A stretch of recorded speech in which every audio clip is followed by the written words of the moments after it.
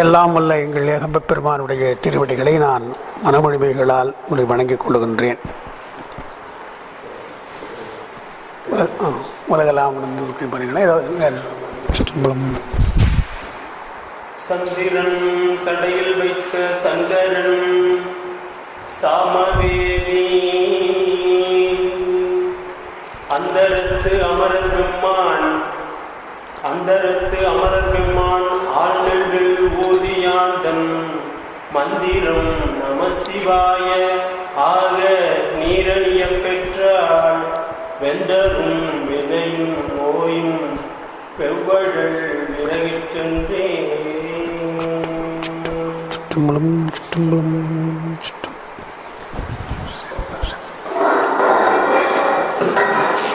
பேரன்பு கழுமிய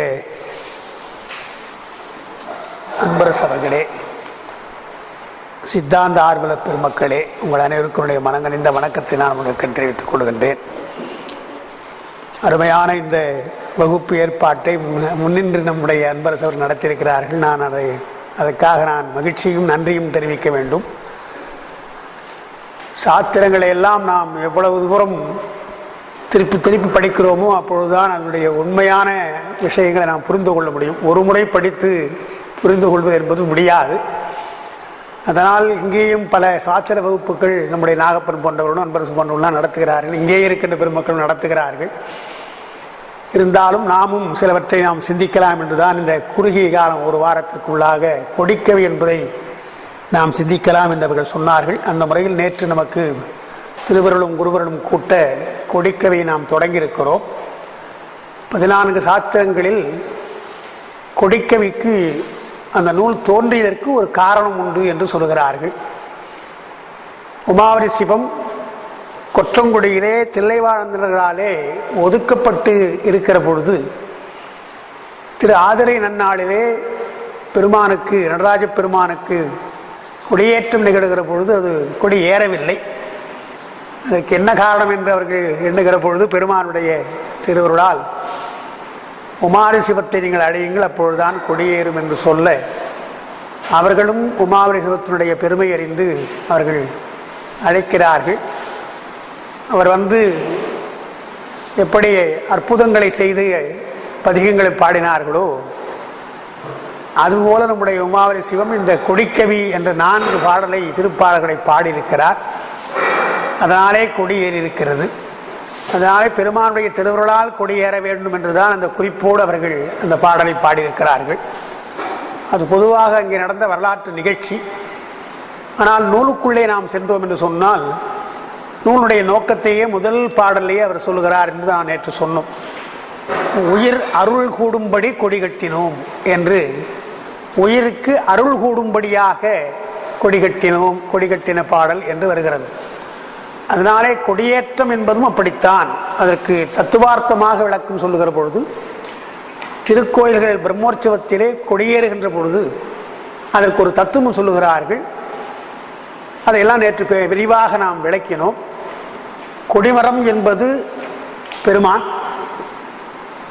கொடி கயிறு என்பது பெருமானுடைய திருவருள், கொடிச்சீலை துணி இருக்குது இல்லையா, அது துணி வெண்மையாக இருக்கும். அந்த துணி என்பது நமக்கு திரோதானம். அதன் மேலே உள்ளே வரையப்பட்டிருக்கின்ற காளை அல்லது நந்தி என்பார்கள், அதுதான் உயிர் என்று சொல்லி, கொடிமரத்துக்கு கீழே இருக்கிற தர்பை புல் அதை இழுத்து கட்டியிருப்பாங்க, நன்றாக இழுத்து கட்டியிருப்பார்கள், அது பாசம். எனவே அந்த கொடி முதல்ல ஏற்றுவதற்கு முன்னாலே அந்த தர்பைக்கு பக்கத்தில் அப்படி இருக்கும், கீழே இருக்கும். அது பாசத்தோடு இருக்கின்ற அந்த உயிர் திருவருளால் ஏற்றப்பட்டு அதனுடைய துணையோடு உயிர் திருவருள் துணையோடு பதியை அடைகின்றது. சிவஞான சித்தியாரில் பரபக்கத்தில் வருகின்றது. அது ஒரே வரியிலே நம்முடைய சைவ சித்தாந்தத்தை சொல்லுகிறார் அருள்ந்த சிவம். பாசத்தை பசுக்கள் விட்டு பதியினை அடைய முத்தி. முடிஞ்சு போச்சு சித்தாந்தமே இல்லையா? பாசத்தை பசுக்கள் விட்டு பதியினை அடைய முத்தி. அதுதான் அதே அந்த ஒரு வரியை தான் கொடிமரத்து வைத்துக் கொடும். பாசத்தை பசுக்களெல்லாம் விட்டு பதியினை அடைவது, அதுதான் கொடியேற்றம் என்றும். அது பறக்கிற பொழுது அங்கே அது கொடிமரத்தின் மேலே 3 விசிறி போல இருக்கும். அதை நேற்று கூட சொன்ன இஷ்டிகை என்று நான் சொன்னது. அந்த மூன்றும் மூன்று ஆசைகள், பெண்ணாசை, பொன்னாசை, மண்ணாசை என்றது மூன்றையும் கடந்து போகின்ற ஒன்று அங்கே இருந்து பறக்கிறது. பறக்கிற பொழுது அது வெளியே பறக்கிறது. அது பறவெளி என்பார்கள். ஆனந்தமாக இருக்கின்ற பறவெளியிலே அந்த உயிர் பறக்கிறது என்று சொல்லி கடைசியில் அந்த உச்சியிலே போய் அப்படி அங்கே இருந்துடும், அப்படி கடைசியில் விழுந்துடும், அப்படியே இருக்கும். அது சிவத்தோடு கொடி மரம் வேறு, துணி வேறு. இதற்கு பொருள் தன்மையிலே வேறு வேறாக இருந்தாலும் உயிர் வேறு சிவம் வேறு என்பது போல துணி வேறு கொடி வேறு இருந்தாலும் அந்த கொடி மரத்தோடு சேர்ந்து ஒட்டி இருப்பதாலே ஒரு அத்வைத நிலை, அது முத்தி நிலையை சொல்லுகின்ற ஒன்று என்று சுருக்கமாக அதுதான் கொடிமரத்தினுடைய விளக்கம் என்றும். அதுக்கு பஞ்சாட்சரத்தை நான் இன்றைக்கி சொன்னேன். கொடிமரம் என்பதில் அந்த கொடி மரம் என்பது பதி எழுத்து சி, கொடி கயிறு என்பது அருள், எனவே அது வா. அந்த நந்தி என்பது உயிர், எனவே அது யா. திரோதானம் என்று வருகின்ற துணி இருக்குது இல்லையா, கொடிச்சீலை, அது நா. தர்ப்பை இருக்கிறது, அது மா. எனவே சி வா ய ந ம என்ற 5 எழுத்தும் அதில் இருக்கின்றது.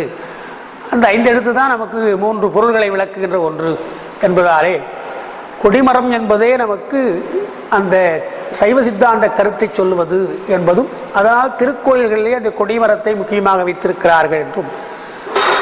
பலிபீடம் என்பது பக்கத்திலே இருக்கும். நீங்கள் பார்த்தீங்கன்னா அந்த பக்கம் நந்தி இருக்கும். அந்த பலிபீடம் என்பது நம்முடைய ஆணவத்தை விடுவது. அந்த பலி என்று சொன்னால் உணவுன்னு அர்த்தம். அதை நீக்குவது, நம்முடைய உயிர்களுக்கு இருக்கின்ற அந்த ஆணவம், அதை காணும் மாய, அந்த பாசத்தை நீக்குதல். நீக்கிய பின்னாலே அந்த ஆன்மா முத்தான்மாவாக போகிறது. அதாவது இப்படியே பார்த்து கொண்டிருந்த உலகத்தை நோக்கி கொண்டிருந்த உயிர் இறைவனை நோக்குகிறது என்பதனாலே கொடிமரத்துக்கு பக்கத்தில் பார்த்தீங்கன்னா அந்த நந்தி இறைவனை நோக்கி இருக்கும், சந்நிதி நோக்கி இருக்கும். அது எனக்கு 7 வகை நந்தி நான் நேற்று சொன்னேன்.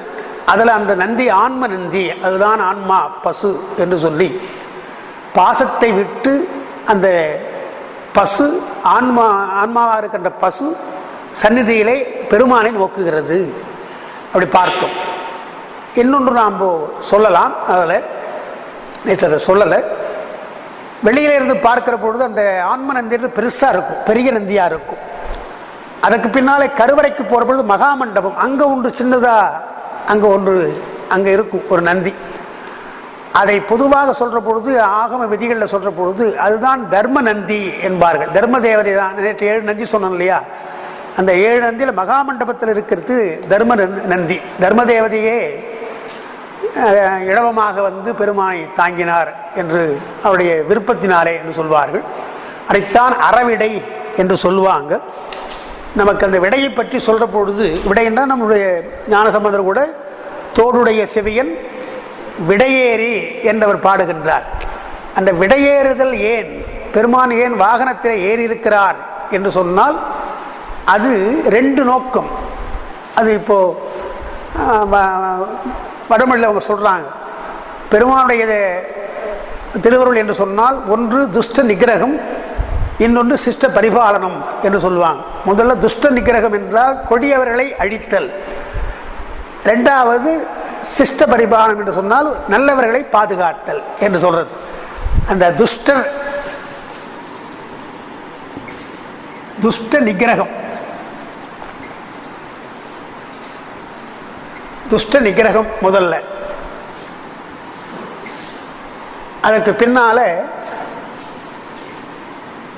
சிரேஷ்டர் தான் அது, சிரேஷ்ட பரிபாலனம். சிரேஷ்டர் அது சிரேஷ்ட பரிபாலனம். அந்த சிரேஷ்டம்னா உயர்ந்தவர் அர்த்தம். சிரேஷ்டர் என்றால் உயர்ந்தவர்கள்.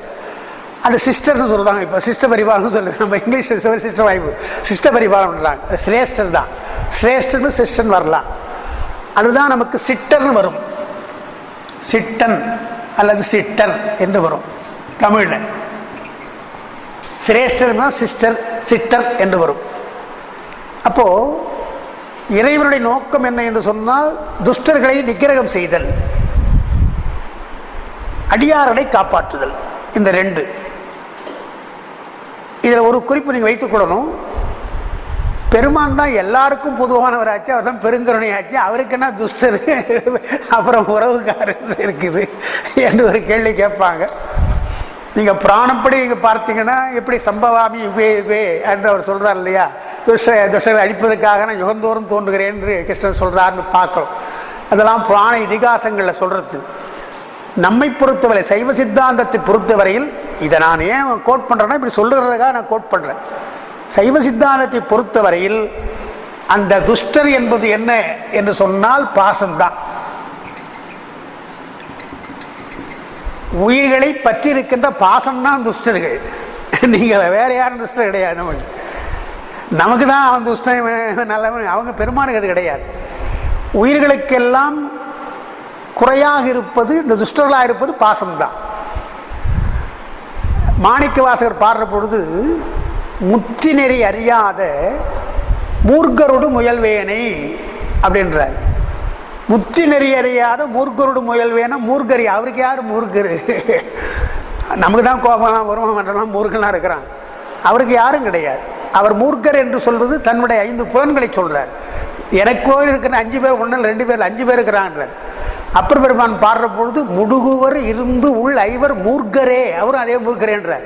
உள்ள உட்கார்ந்து கொண்டு கூடவே இருந்து கொண்டு என்ன வெம் பண்றான்டா அப்படின்னு முடுகுவர் இருந்து உள், வெளியில கூட பரவாயில்ல, உள்ளே இருந்து கொண்டே என்னை கஷ்டப்படுத்துறான் என்று சொல்றதுனால நமக்கெல்லாம் துஷ்டலது மூர்க்கர் என்று சொன்னால் பாசம்தான். அந்த பாசத்தினாலே விளைகின்ற பொறிகள் புலன்கள் எல்லாம் நமக்கு அதை அடங்கி போகின்றது. எனவே துஷ்ட நிகிரகம் என்று சொல்றது பாசம். சிஷ்ட பரிபாலம் என்று சொன்னால் ஆன்மாக்கள். இது நீங்கினால் ஆன்மா முத்தான்மா போகிறது. ஆன்மாக்களை தன்னுடைய நிழலிலே கொண்டு வந்து சேர்க்கிறான் பெருமான். பிறவி என்பது வெப்பம், அந்த வெயிலில் இருந்து கொண்டு பெருமானுடைய நிழலுக்கு கொண்டு வருகிறான் என்பதுதான் நம்முடைய கொள்கை. அதனால அங்க நமக்கு சிவஞான சித்தியால் வருகின்றது பெருமானுடைய திருமேனி, போகத் திருமேனி, யோகத் திருமேனி, வேகத் திருமேனி 3 சொல்றாங்க. போகத் திருமேனி என்பது கல்யாண சுந்தரர் போன்று இருக்கின்றதெல்லாம் போகம், போகத் திருமேனி நாம சொல்றது. யோகத் திருமேனி என்றால் தட்சிணாமூர்த்தி போன்றவர்கள். வேகத் திருமேனி என்றால் காலசம்மாரமூர்த்தி, வீரபத்திரர், அவங்கெல்லாம் வேகம். இந்த 3ஐயும் சொல்ற பொழுது சித்தியால சொல்ற பொழுது போகியாய் இருந்து உயிர்க்கு போகத்தை புரிதல் ஓரார். போகியாய் இருந்துன்னு பாடுறார், யோகியா இருந்துன்னு பாரு. யோகியா இருந்து யோகத்தை தருதல் ஓரார் அப்படின்னு சொல்லிட்டார். 3வது சொல்ற பொழுது வேகியா இருந்துன்னு பாட வேண்டியவர் தானே, வேகி ஆனார் போல அப்படின்னு பாடுறாரு. கோபம் வந்தது போலன்றாரு. அவர் கோபம் வராது, வேகியானார் போல இருந்துன்னு அவருக்கு வேகம் என்பது கிடையாது. நமக்கு உள்ள வேகத்தையே கெடுக்கிறான். வேகமும் கெடுத்து ஆண்ட வேந்தன் நாம சொல்றோம். நம்முடைய வேகத்தையே கெடுக்கிற பொழுது அவருக்கு ஒன்றும் வேகம் கிடையாது. வேகியானார் போல என்றால் அந்த வேகத்தை செய்வது போல, கோபப்படுவது போல. குழந்தை இடத்தை கோபிச்சுக்கிறோம் இல்லையா, அது உண்மையான கோபமா? அது நல்லெறிப்படுத்துவதற்காக நாம் செய்கிற கோபம். அதுபோல செய்கின்ற கோபம் என்று வருவதாலே அது வேகியானார் போல என்றார். எனவே பெருமானுக்கு இன்னும் கிடையாது. இது ஒரு விஷயம் நாம் தெரிந்து கொள்ளணும். அதனால விடையேறுகின்றான் என்று சொன்னால் 2 வகையாக திருமறையில் வரும். பாயுமால் விடை,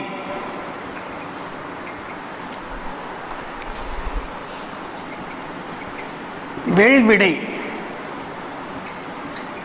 இப்படிலாம் வரும். இந்த வெள்விடைனா வெள்ளைன்னு அர்த்தம். வெள்ளையா இருக்கிற விடை என்றால் தர்மம், தர்ம தேவதை. அதுதான் தர்ம தேவதையா இருக்கிறதுனால வெள்ளை என்பது சாத்வீகம். எனவே சாத்வீக குணத்திற்கு அறம் என்று சொல்லி அறவிடை, வெள்விடை நிறத்தை சொன்னார். நிறத்தின் மூலமாக வருவது.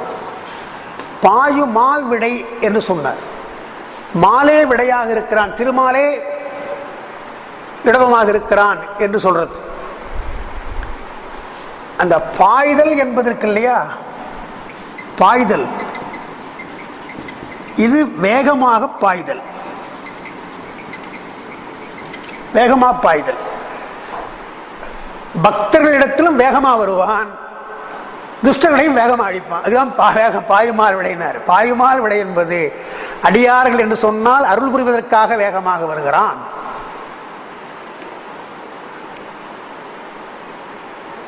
அந்த பாசத்தை அடிப்பதற்கும் வேகமாக வருகிறான் என்று அதற்காக பாயுமால் விடை என்று சொன்னாங்க.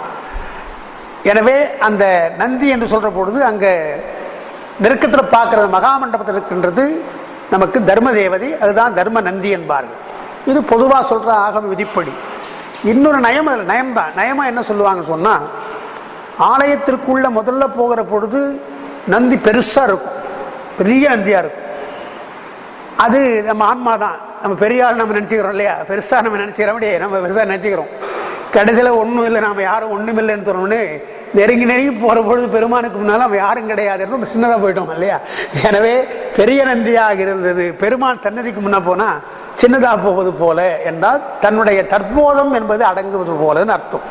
தனக்கு என்று இருக்கிற தருக்கு இருந்தால் நிமிர்ந்து நடப்பான், அதெல்லாம் ஒன்றும் இல்லைன்னு சொன்னால் அமைதியாக போயிடுறான் இல்லையா. அதே போல முன்னே இருக்கிற நந்தி தற்போதம் உள்ளதாக இருந்து அது நீங்கிறது, அதனால பெருசாக இருக்குது. கிட்ட போக போக தற்போதம் நீங்குகிறது பெருமானுடைய திருவுருளினாலே என்று அதை சின்னதாக வைக்கிறது என்று அப்படி ஒரு கருத்து சொல்கிறார்கள் அந்த ஆலய விதிகளில் சொல்கிற பொழுது. அதனால் இதெல்லாம் அந்த கொடிமரத்தை பற்றியும் பலிபீடம் நந்தியை பற்றியும் நம்ம அன்றைக்கி நேற்று சொன்னோம். இந்த விஷயத்தை தான் இங்கே முதல்ல எடுக்கிறார். இது பொதுவாக ஆலயத்தை பற்றி சொல்கிற பொழுது இதெல்லாம் சொல்லிட்டு தத்துவமாக சைவ சித்தாந்தமாக நாம் கொடிமரம் கொடியேற்றம் என்று சொன்னால் அதுதான் அவர் சொல்கிறது. உயிர் அருள் கூடும்படியாக என்று சொன்னால் உயிர் இப்போ எங்கே இருக்குது என்று சொன்னால் அதான் நேற்று ஆரம்பம். இருளில் இருக்கிறது ஒன்று, இருளில் இருக்கிறது முதல்ல. உயிர் முதல் இருப்பது இருளில் தான் இருக்குது. அதாவது பிறவிக்கு வருவதற்கு முன்னே இருளில் தான் இருக்குது. அதற்கு பின்னால மருளுக்கு வரும், இருளுக்கு பின்னால் மருள். எனவே இருள் என்பது கேவல நிலை, மருள் என்பது சகல நிலை. இதுதான் பிறப்பு. மருள், இருள், மருள். அதற்கு பின்னால பிறக்கின்ற பொழுதே இதில் நமக்கு தெருள் என்று ஒன்று வரும். தெருள் என்று சொன்னால் தெளிவு. இதை தருகின்றவர் குரு. தெருள் என்று வரப்பொழுது குருதான் நமக்கு தெளிவை தருவார். தெளிவு குருவின் திருமேனி காண்டல், தெளிவு குருவின் திருநாமம் செப்பல் சொல்றார் இல்லையா. எனவே தெருள் என்பது தெளிவு. எனவே அந்த தெளிவை தருவது குரு. தெருளுக்கு அப்புறம் தெளிவு வந்தவுடன் நமக்கு வருவது பெருமானுடைய அருள். பெருமானுடைய அருள், குருவினுடைய உபதேசம் கிடைத்தவுடனே அது அருள். இந்த அருளோடு நாம் உயிர் எங்கு போய் செய்கிறது என்றால் பொருள். அதுதான் அடுத்த பாட்டில் நமக்கு சொல்ல போறார். கொடிக்கவில அடுத்த பாட்டில் தான் அது பொருள் என்று வருது, பொருளை போகிறது. இந்த 5 சைவ சித்தாந்தம் சிறப்பாக சொல்றது. முதல்ல இருள், அப்புறம் மருள், தெருள், அருள், பொருள். இப்படிதான் போகணும் படிமுறை. ஆனால் என்ன ஆகிறது, இருள் மருள் தெருளே வராது. சில பேர்கள் எத்தனை பேர் போனாலும் மறுபடியும் இருள் மறுபடியும் தெருள் என்று அங்கேயே சுத்தமே தவிர தெருளுக்கோ அருளுக்கோ பொருளுக்கோ போவது இல்லை. நாம் அப்படி ஆகிப்போச்சு. அதனால் இது 3 சொல்கிறது. இதைத்தான் நான் இங்கே இந்த 5 எடுத்து நான் சொல்லியிருக்கேன். இதெல்லாம் உண்மை விளக்கத்தில் விரிவாக நம்ம சொன்னதப்போ பொருள் தான் சி, அருள் பா, தெருள் தெளிவது யா, மருள் நா, இருள் மா, அப்படி சொல்லுவாங்க. தெருள் என்பது பொருள் என்பது சிகாரம் சிவம். பெருமானுடைய அருள் தான் நமக்கு பா. தெருளப்படுவது தெளிவது தெளிவு அடைவது என்பது உயிர். எனவே அது யா. அது பிறப்புக்கு இருக்கிற பொழுது மருள், மருட்சியில் இருக்குது. அதாவது நீங்கள் தூங்கி எழுந்த உடனே நமக்கு தெளிவு வராதுங்க. தூங்கி எழுந்தோம் கொஞ்சம் உட்காந்து எங்கே இப்போ என்ன பண்ணோம், எங்கே படுத்துங்கிறோம், இன்றைக்கி என்ன பண்ணோம், அப்படிலாம் கொஞ்சம் அப்புறம் தான் சரி எழுந்து போகல. அந்த மாதிரி அதுவும் பெரிய தூக்கம். அகண்டாகாரத்தில் உயிர் இருந்துட்டு திடீர்னு பிறப்புக்கு வந்தோடனே அது ஒன்றும் தெரியாது, எங்கடா இருக்கிற மாதிரி தெரியாது. அப்படி தான் நான் விருந்துங்கிறோம் இப்போ இல்லையா. எதுக்கு வந்துடுவோம் ஏன்னா கேட்குறேன், என்ன பிறப்பு, எதுக்கு படிக்கிறோம் போடுறோம், என்ன எதுவும் புரியல இப்போ இல்லையா. மருள் தான். எனவே இருளிலிருந்து வந்த உடனே மருள். பின்னாலே நமக்கு தெருள் வரும். அது ஒரு பிறவி அல்ல பல பிறவின்றாங்க. இந்த பிறவி அல்ல பல பிறவிகளை நமக்கு வரலாம்ன்றாங்க. எனவே அது தெருள் என்பது தெளிவது யா. மருள் என்பதனாலே நகரம் திருவதானம், அது மறைப்பு. அப்புறம் மா, அதான் இருள் என்று சொல்லி இதை சொன்னாங்க. இதைத்தான் இங்கே பார்க்கணும். உயிர் அருள் கூடும்படியாக என்று சொன்னால் இருளிலிருந்து மருளுக்கு வந்துடுச்சு. இப்போ தெளிவு குருவனுடைய அருள் வந்தவுடனே அருளுக்கு போகணும். அருள் கூடும்படியாக என்று சொன்னதனால உமாவதி சிவங்க என்ன சொல்றார், உயிருக்கு குரு வர வேண்டும், குருவினாலே தெளிவு வந்து அவருக்கு அருள் போகணும். அந்த ஒரே வரியில் சொல்லிட்டார். குருவுடைய அருள் என்று சொன்னால் எப்படி என்றால், குருவுடைய தெளிவு எப்படி என்றால் தீட்சை தான். தீட்சை செய்துதான் அந்த தெளிவை தருவார் என்று சொல்லி அந்த தீட்சையும் அங்கே நமக்கு சொல்லுகிறார்கள். அந்த முதல் பாட்டில் இவ்வளவு விஷயத்தையும் அவர் அடக்கியிருக்கிறார் என்று நாம் நேற்று சொன்னோம். இதுவெல்லாம் ஏறக்குறைய நேற்று சொன்னது. இதெல்லாம் கொஞ்சம் இப்போ புதுசாக சொன்னது எல்லாம், அதாவது ஒரு நேற்று சொல்லலை. இதெல்லாம் கொஞ்சம் இடம் சேர்த்து நீங்கள் வைத்துக்கொள்ளுங்க. இனி பார்க்கலாம். உங்களுக்கு அதான் கொடுத்துருக்க நோட்ஸ் மாதிரி கொடுத்துருக்குறேன் ஓரளவுக்கு. நீங்கள் அதில் முதலாவதாக என்னென்ன சொல்லியிருக்கிறார் என்று சொன்னால்,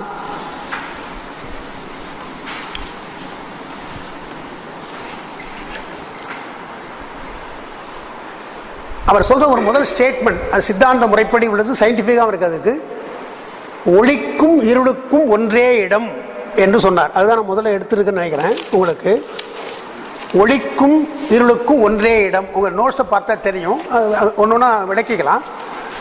நேற்று சொன்னது தான், இருந்தாலும் கொஞ்சம் மறுபடியும் பார்ப்போம். அதை ஒளிக்கும் இருளுக்கும் ஒன்றே இடம்னு சொல்கிற பொழுது நமக்கு முதலாவதாக என்ன சிந்தனை வரணும்?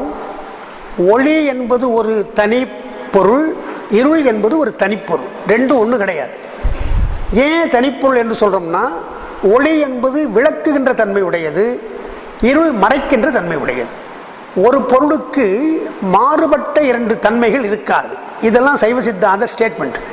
ஒரே பொருளுக்கு பல வகையான தன்மை இருக்கலாம், ஒரு பொருளுக்கு பல குணங்கள் இருக்கலாம், மாறுபட்ட குணங்கள் இருக்கக்கூடாது. அதாவது இப்போ இந்த மேசை இருக்கிறதுன்னு சொன்னால், இந்த மேசைக்கு பல குணங்களை நான் சொல்லுவேன்.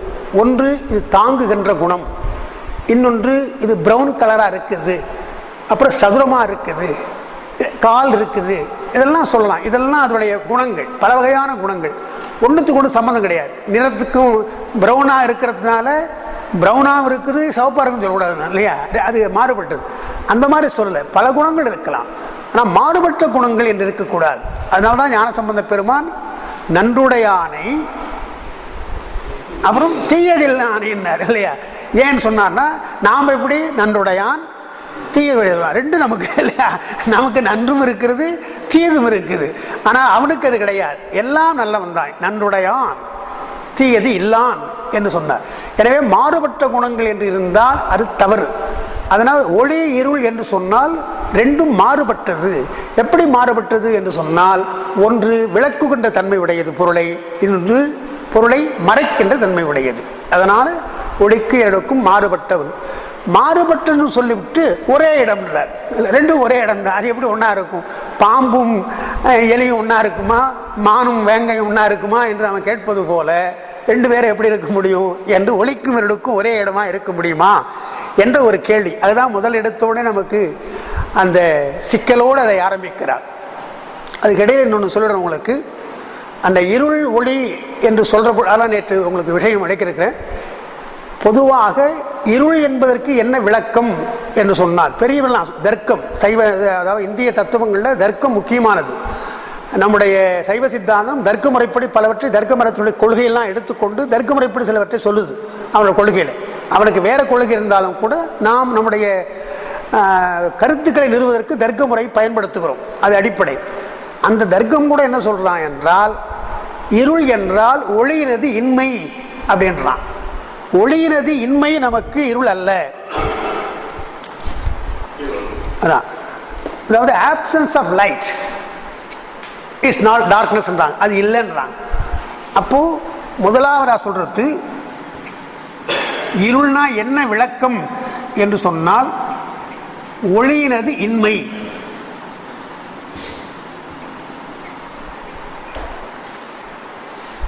இது நாம் ஏற்றுக்கிறது கிடையாது.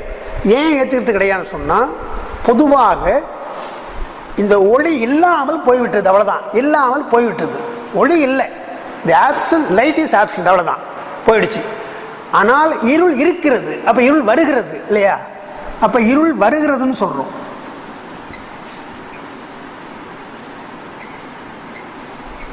ஒளி இன்மைன்னா போகின்றதுன்னு. ஒளி போகிறது, இருள் வருகிறது. அப்போ ரெண்டு வேறு வேறு பொருள் தானே. ஒளி போகிற பொருள் ஒன்று, வர பொருள் ஒன்று. எனவே ஒளியும் இருளும் வேறு வேறு தான். நாம பேச்சில் சொல்றோம், ஒளி வந்தது விளக்கு ஒளி வந்தது, இருள் போயிடுச்சு என்று சொல்றோம், இருள் விலகியது என்று சொல்றோம். எனவே ஒன்றுக்கு ஒன்று தன்மை, இது வேறு இது வேறுதான். எனவே தர்க்கம் சொல்லுகின்ற ஒளியினது இன்மை என்பது இல்லை. இருளுக்கு தனி விளக்கம் கொடுக்கணும் ஒன்று. இன்னொரு விளக்கம் நம்ம சொல்லணும். இரண்டாவது விளக்கம், ஒரு பொருளுக்கு அதனுடைய இயல்புகளை சொல்ல வேண்டும் என்றால், அந்த பொருள் எப்படி இருக்குது, இந்த தன்மை உடையது என்று சொன்னால், அந்த இயல்புகளை சொல்வதற்கு உடன்பாட்டு முறையில் தான் சொல்லணும். உடன்பாட்டு முறையில் சொல்லணுமே தவிர எதிர்மறையில் சொல்லக்கூடாது. எதிர்மறையில் சொல்லக்கூடாது.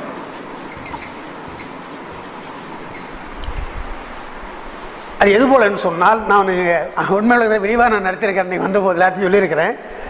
ஒருவர் காணவில்லைன்னு போடுறான், அட்வைஸ் பண்ணுவாங்க. காணவில்லை அப்படின்னா அவன் எப்படி இருக்கான்னு தான் சொல்லணுமே தவிர எப்படிலாம் இருக்க மாட்டான்னு சொல்லக்கூடாது இல்லையா? சிவப்பு நிறமாக இருப்பார், உயரமாக இருப்பார், கர்லிங்கார் இருக்கும் இல்லையா?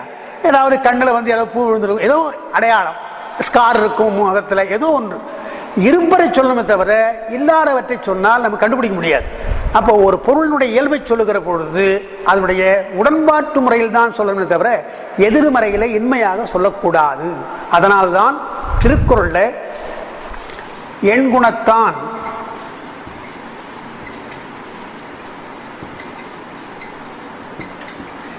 பெருமானுக்கு 8 குணம் சொல்லுன்னா, 8 குணங்கள் சொல்லுகின்றவர்கள் 2 பேர். ஒருவர் சைவர்கள், சைவ சித்தாந்திகள், இன்னொன்று சமணர்கள். 2 பேர் தான் சொல்றாங்க. இறைவனுக்கு 8 குணம்னா அவங்க தான், 2 தான் கடவுள் குணங்கள் 8 தான். அதுல சமணர்கள் என்ன சொல்றாங்க தெரியுமா? நிறைய சொல்லுவாங்க. அதுல ஆயு இன்மை, நாமும் இன்மை, இது போல இன்மைகள் ஒரு 4 சொல்லுவாங்க. ஆயுள் கிடையாதவருக்கு பெயர் கிடையாது என்று இன்மையில சொல்லுவாங்க. இன்மையில சொல்வது இயல்புகளை சொல்வதா ஆகாது. உடன்பாட்டு முறையில் சொல்ல இல்லை இல்லை என்று சொல்லக்கூடாது ஒரு பொருளை. எனவே அந்த 8 குணங்கள் அவங்க சொல்றதை ஏற்றுக்கொள்ளவில்லை. முறைப்படி லாஜிக்கா நீங்க பார்க்கிற பொழுது சமணர்கள் சொல்லுகின்ற 8 குணங்களை ஏற்றுக்கொள்ளவில்லை, சைவாகமம் சொல்லுகின்ற 8 குணங்களை ஏற்றுக்கொள்கிறார்கள். அதனால்தான் திருக்குறளுக்கு உரை எழுதிய பரிமேலழகர் வைஷ்ணவர். அந்த வைஷ்ணவர் இந்த 8 குணங்களை பற்றி சொல்ற பொழுது, கடவுள் வாழ்த்து சொல்ற பொழுது, இவ்வாறு சைவ ஆகமத்துள் கூறப்பட்டது. அவர் எடுக்கிற சைவம்ன்றது அங்கதான் சொல்றாரு, வேற எங்க அதிகம் சொல்ல மாட்டார் வைஷ்ணவர். இருந்தாலும் அந்த இடத்துல வேற வழி கிடையாது. சமணத்தை சொல்ல முடியாது, ஏன்னா அது பொருந்தாது. பொருந்தாத சொல்லக்கூடாது. இருந்தாலும் நமக்கு எதிரி தான் சைவர். இருந்தாலும் பரவாயில்ல, சமண காட்டிலும் சைவம் கொஞ்சம் பரவாயில்ல, பக்கம் தானே. எனவே அது பொறுத்து கொண்டு அவர் என்ன பண்றார். ஏன் சொல்றேன்னா, நீங்க பார்க்கலாம், பரிமேலழகர் சிறந்த அறிவாள். நான் அவருடைய நூல்லாம் அவருடைய உரையெல்லாம் படிக்கணும். ரொம்ப அது படிச்சீங்கன்னா பல விஷயங்கள் நம்ம தெரிந்து கொள்ளலாம். அவருக்கு தனி மதிப்பு எல்லாரும் கொடுப்பாங்க. அவருடைய அறிவுக்காக அவருடைய சமயம் மற்றெல்லாம் மீறி கொடுப்பாங்க. ஆனாலும் மறந்தும் கூட அவர் எங்கேயும் சைவ திருமுறைகளை மேற்கோள் காட்டலை. காட்டு இருக்கலாம், அவர் பின்னால் வாழ்ந்தவர் தானே, காட்டியிருக்கலாம். காட்டவே இல்லை. ஒரே ஒரு இடம், திருக்கோவையார், ஒரே ஒரு இடத்துல 1330 குறள் என்னென்னமோ எழுதுறார். அதில் ஒரே ஒரு இடத்துல தான் சொல்றார். ஆனால் அவருடைய வைஷ்ணவருக்கு பாருங்க, ஆழ்வாருடைய பாடல்கள் அது பல இடங்களை காட்டுவார். பல இடம் காட்டினா அது அவருடைய உடன்பாடு, அதுக்காக. ஆனால் அவர் தப்பா சொல்லு. அதனால் அந்த அளவுக்கு சைவப்பற்றுடைய வைஷ்ணவ பற்று உடையவர். இந்த இடத்துல அவரால் ஒன்றும் பண்ண முடியாது. ஏன்னா என் குணத்தான் என்று சொன்னால் அந்த 8 குணங்களை தன்வயமாதல், தூய உடம்பினாதெல்லாம் வரிசையா சொல்லிட்டு இவ்வாறு சைவாகமத்தில் கூறப்பட்டது என்று அவர் எழுதுறதுனால உடன்பாட்டு முறையில் சொல்லணும். எனவே இருள் என்று சொன்னால் அதுக்கு என்ன இலக்கணம் என்றால், ஒளியினது இன்மை என்று சொல்லாதே என்று சொல்லி அதனுடைய தன்மை என்ன என்பதை நமக்கு திருவருட் பயனில் வருகின்றது. ஒரு பொருளும் காட்டாது இருள். அப்ப அது என்னன்னு சொன்னா, நீ போய் பார்க்கிற ஒண்ணுமே ஒரு பொருள் எங்கேயுமே தெரியலன்னு சொன்னா அங்க இருட்டு இருக்குன்னு தெரிஞ்சுக்க என்று சொல்றார். இருள் வந்து ஒரு பொருளும் காட்டாது என்பது அதனுடைய தன்மை ஒன்று. இன்னொன்று வர சொல்றார், பார்க்கிறார், விளக்கு எப்பொழுது போகிறதோ, ஒளி போகிறதோ அப்பொழுது இருள் வந்துவிடும் என்றதெல்லாம் இருளுக்குள்ள இலக்கணமாக நாம் சொல்றோம். அதனால ஒளி என்பது வேறு, இருள் என்பது வேறு என்று சொல்லி 2 பேரும் தனி முதல்கள் முதல்ல தெரிஞ்சுக்கணும். அதுக்கு அடுத்த ஸ்டெப் சொல்ற பொழுது எப்படி ரெண்டும் ஒன்னா இருக்குது, அதான் அவர் கேட்க, ரெண்டும் ஒன்றா இருக்குது என்று அவர் கேட்கிறார்.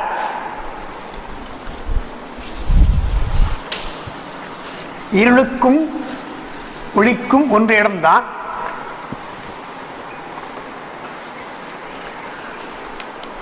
அதை ஏன் அப்படி சொல்றார் என்று சொன்னால், சைவ சித்தாந்த முறைப்படி எந்த பொருளும் அழிவது இல்லை, எந்த பொருளும் அழியாது. பொருள் என்று சொல்லிவிட்டால் அது இருக்கும். நான் உண்மை விளக்கத்தில் சொல்லியிருக்கேன், மட்டும் நினைவுபடுத்துகிறேன் உங்களுக்கு. பொருளை வரப்போது அதுவும் உள்பொருள் இல்பொருள், உள்பொருள் என்றும் இல்பொருள் என்றும் ரெண்டு சொல்லுவாங்க. இந்த உள்பொருள் என்பதைத்தான் சத்து சத்து என்று வடமொழியில் சொல்றாங்க. இந்த சத்து என்பதற்கு என்ன அர்த்தம், எந்த எந்த அடிப்படையில் சத்துன்னு சொல்றோம்னா, சக்தி உடையது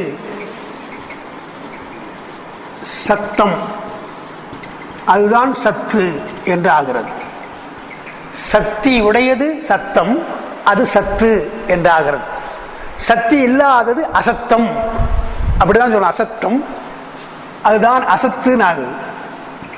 அசத்தம் அது அசத்து என்றார்.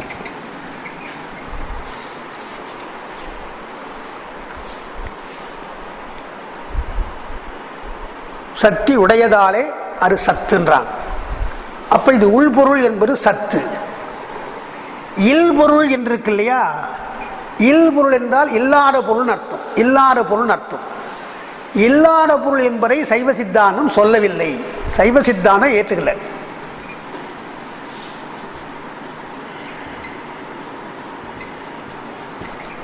இல்லாத பொருள் கிடையாது, ஆனால் நில்லாத பொருள் உண்டு.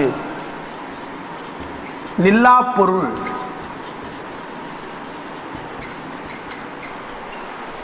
அது சைவம் ஏற்றுக்குது. ஒரு பொருள் உள்பொருளா இல்பொருளான்னு கேட்கக்கூடாது. அதாவது நீ இருக்கிறியா இல்லையா அப்படின்னு கேட்டா, நீ ஒன்று பார்த்துட்டு ஒருத்தனை பார்த்து நீ இருக்கிறியா இல்லைன்னா, அவன் தான் இருக்கிறானே, எங்கே போகிறான், நீ அங்கே வரையா இல்லையான்னு சொல்லாம தவிர இங்கே இருக்கிறியா இல்லையான்னு சொல்ல முடியாது. நீ இருக்கிறேங்க. அப்போ ஒரு பொருள் உள்பொருள் தான். பொருள் என்று சுட்டிவிட்டால் அது உள்பொருள் தான். ஆனால் அது நிலையான பொருளா நிலையில்லாத பொருளா அப்படி சொல்லலாம். அது நிலைக்கலாம், நிலையில்லாமல் போகலாம். நீர்க்குமிழியை பார்க்கிறோம், அது பொருள் தான், அது நிலைக்காது. பார்க்கிறோம். இளமை பார்க்கிறோம், நிலைக்காது, போயிட்டு பார்க்குறோம். கருப்பு முடி பார்க்குறோம், நிலைக்கல, போயிட்டு இதெல்லாம் பார்க்குறோம் இல்லையா. என்ன உங்களுக்கு சாரான்னு கோச்சிக்கிறார் இல்லையா.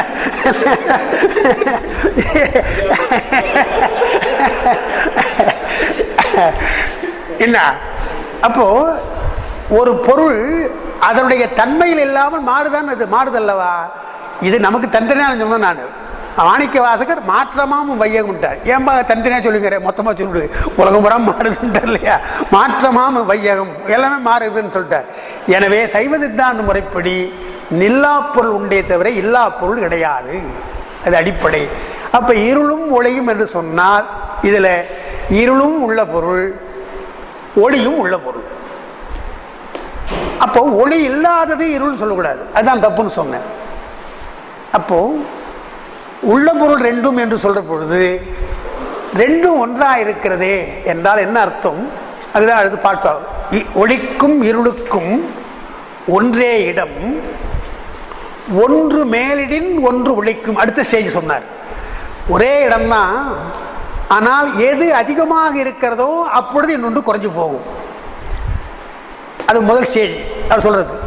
எது ஒளி அதிகமாக இருந்தால் இருள் போயிடும், இருள் அதிகமாக இருந்தால் ஒளி போயிடும். அப்படிதான் சொல்லணும், நம்ம அப்படிதான் சொல்லணும். அதான் பாட்டுப்படி அப்படிதான் சொல்லணும். ஒளி ஒன்று மேலிடில் ஒன்று ஒளிக்கு விட்டார். ஒளி அதிகமாக மேலிட்டால் இருள் ஒளித்துக் கொள்ளும், இருள் அதிகமாக மேலிட்டால் ஒளி ஒளித்துக் கொள்ளும்.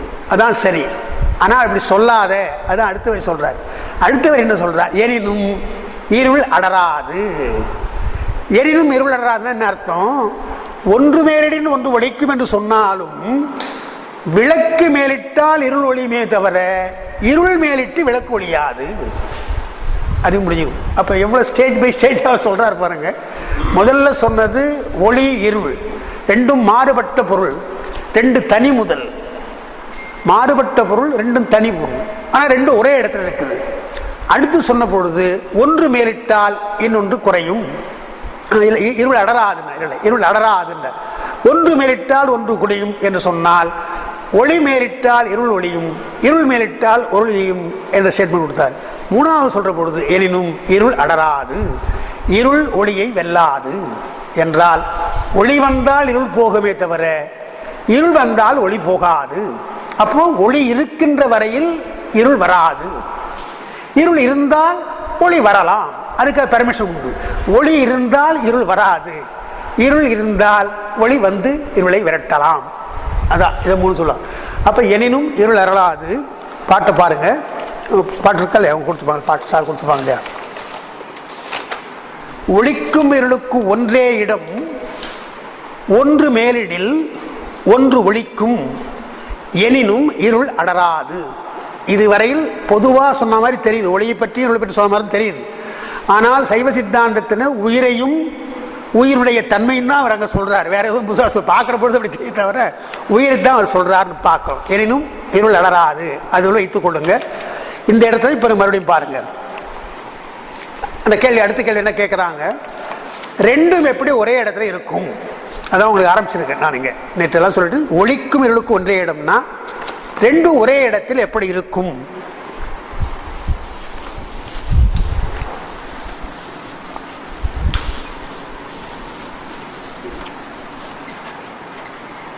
அதுக்கு விளக்கம் நமக்கு ஏற்கனவே பல நூல்களில் சித்தாந்த நூல்கள் சொல்லிட்டதுனால அதை எடுத்து அவர் சொல்லலை. ஆனால் அதான் அர்த்தம்ன்றதுக்காக அவர் போயிடுறார், அதோட சொல்லிட்டு போயிடுறார், ஒன்றே இடம் சொல்லிட்டு போயிட்டார். அதுக்கு என்ன காரணம் என்று சொன்னால், இப்போ நீங்க வேதாந்தம் சித்தாந்தம் இந்த ரெண்டும் கொஞ்சம் நினைவு கொள்ளுங்க. வேதாந்தம் சித்தாந்தம். வேதாந்தம் என்பது ஏகான்மவாதம் பேசுகின்ற அகம்பிரம்மவாதிகள், நான் அவங்கள சொல்றேன், ஒரே பொருள் என்று சொல்றவங்க. சித்தாந்தம் என்பது மூன்று பொருள் சொல்றவங்க, பதி பசு பாசம் சொல்றவங்க. வேதாந்திகள் நாங்களே பிரம்மம், நாமே பிரம்மம்ட்டாங்க, நீ தான் பிரம்மம், அவர் தான் பிரம்மம் என்று எல்லாம் பிரம்மம் தான் என்று சொல்லிட்டாங்க. அப்ப வேதாந்திகள் ஒரு பொருள் கொள்கை உடையவர்கள், சித்தாந்திகள் மூன்று பொருள் கொள்கை உடையவர்கள். முப்பொருள் கொள்கை நமக்கு உண்டு. அவங்க என்ன கேட்குறாங்க, பிரம்மம் என்பதற்கு நீங்க என்ன சொல்றீங்க? அது பிரம்மமும் கடவுளை வைத்துக் கொள்ளுங்க, பதியோ. கடவுள் என்பதற்கு நீங்க என்ன இலக்கணம் சொல்றீங்க என்று சித்தாந்திகளை கேட்கிறாங்க வேதாந்திகள். நாம் என்ன சொல்றோம்? எங்கும் நிறைந்திருக்கின்ற பரம்பொருள்.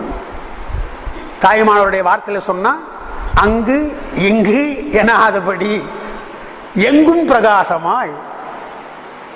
அங்கு கிடையாது, இங்கு கிடையாது. அங்கு இங்க என்ன ஒரு இடம் தான், இங்கு என்றால் ஒரு இடம் தான். அப்ப அங்கு இங்கு என்று சொன்னால் சுட்டப்படுகின்ற பொருள் அல்ல. அங்கு இங்கு என்று போட்டாலே சுட்டப்படுகின்ற பொருளா போயிடும், சுட்டப்படுவதல்ல. சுட்டப்படுறதுன்னா ஒரு இடத்துல இருக்கணும், எனவே அது ஏகதேசம் அல்ல.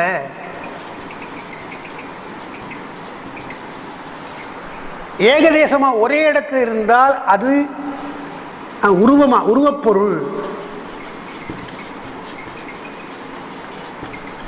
அங்கு இங்கு இருந்தா உருவமா இருக்கும். இன்னும் கொஞ்சம் அசையாம இருந்து சொன்னா ஒரே இடத்துல இருந்தால் அது சடம். அப்போ அங்கு இங்கு சொன்ன உடனே இவ்வளவு விஷயம் வந்துடும்.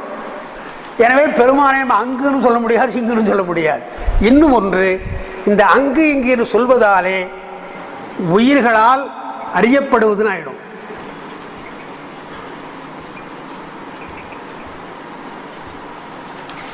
உயிர்களால் அறியப்படுவதுன்னு ஆயிடும். இங்க இருக்குது அங்க இருக்குதுங்க, நான் அங்க பார்த்தங்க வர அப்படின்ற இல்லையா? இவ்வளவு தப்பு வந்துடும். ஒரு வார்த்தையில பாருங்க, இல்லை அங்கு இங்குன்னு சொன்னா இவ்வளவு தப்பு வந்துடும். அதனால அங்கு எங்கு எனாதபடி எங்கும் பிரகாசமாய் ஆனந்த பூர்த்தியாகி அவருடைய குணத்தை சொல்லிட்டார். பெருமான் வரம்பில் இன்பமாக இருக்கிறான் என்று சொல்லிட்டார். அப்போ வேதாந்திகள் கேட்கிற பொழுது இந்த பதில் நாம் சொல்றோம்.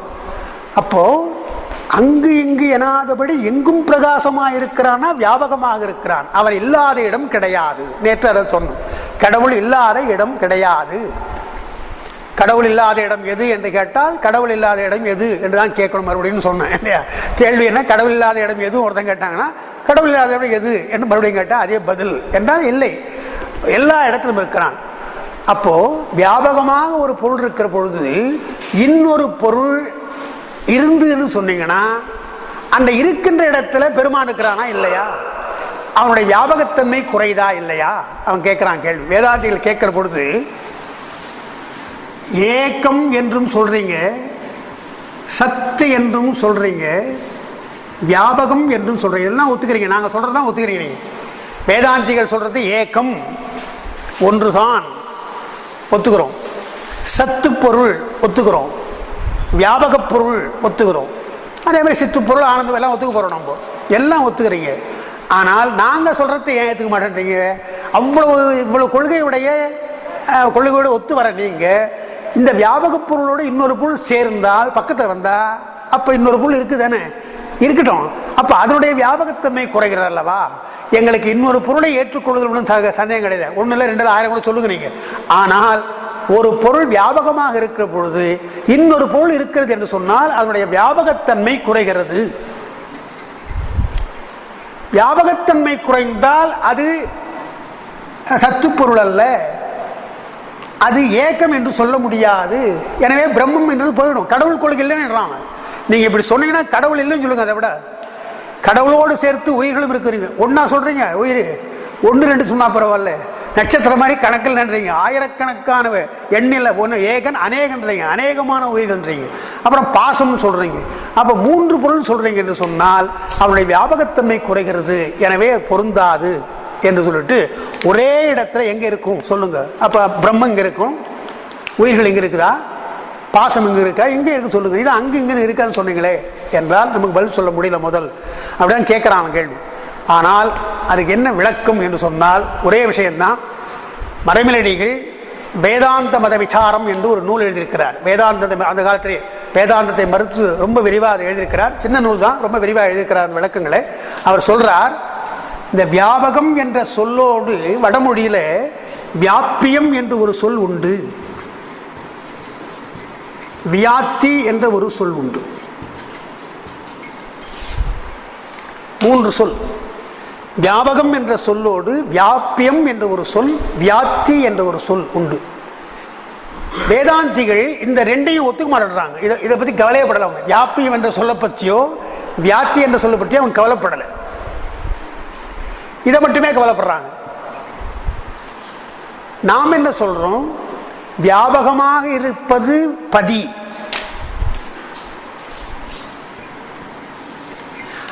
அதுல அடங்கி இருக்கின்ற வியாபியம் அது பசு, அந்த பசுவோடு சேர்ந்து இருப்பது பாசம் வியாத்தி.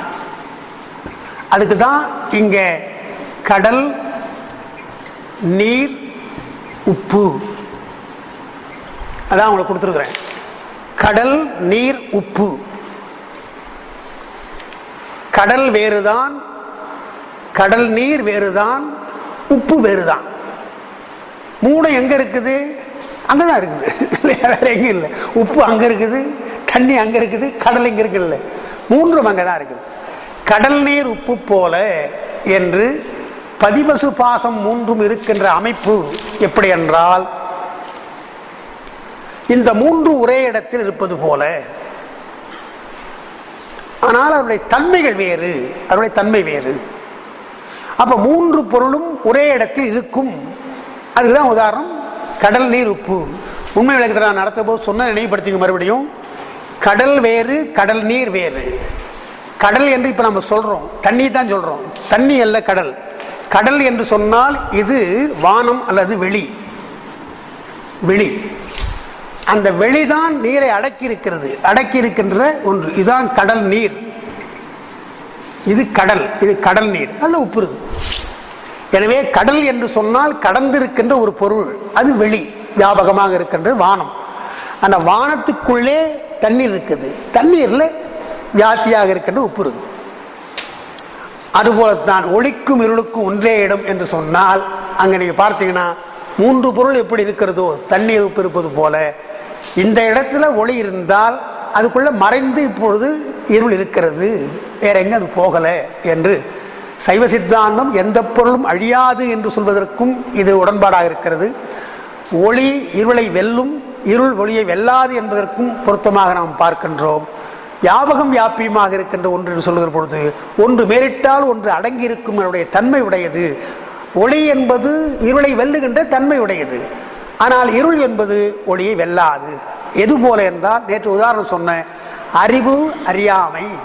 ஒளி என்பது அறிவு என்று வைத்துக் கொள்ளணும், இருள் என்பது அறியாமை என்று வைத்துக் கொள்ளணும். அறிவு அறியாமை வெல்லுமா, அறியாமை அறிவை வெல்லுமா என்று கேட்டால் அறிவுதான் அறியாமையை வெல்லும். அறியாமை இருந்தால் அறிவை வெல்ல முடியாது. அதுபோல இருள் ஒளியை வெல்லாது என்று எனினும் இருள் அடராது. கேட்டு பார்த்து சரி. அதுக்கப்புறம் அது முதல் செய்திங்க. அதில் அதுக்கு அடுத்தவங்க கேட்பது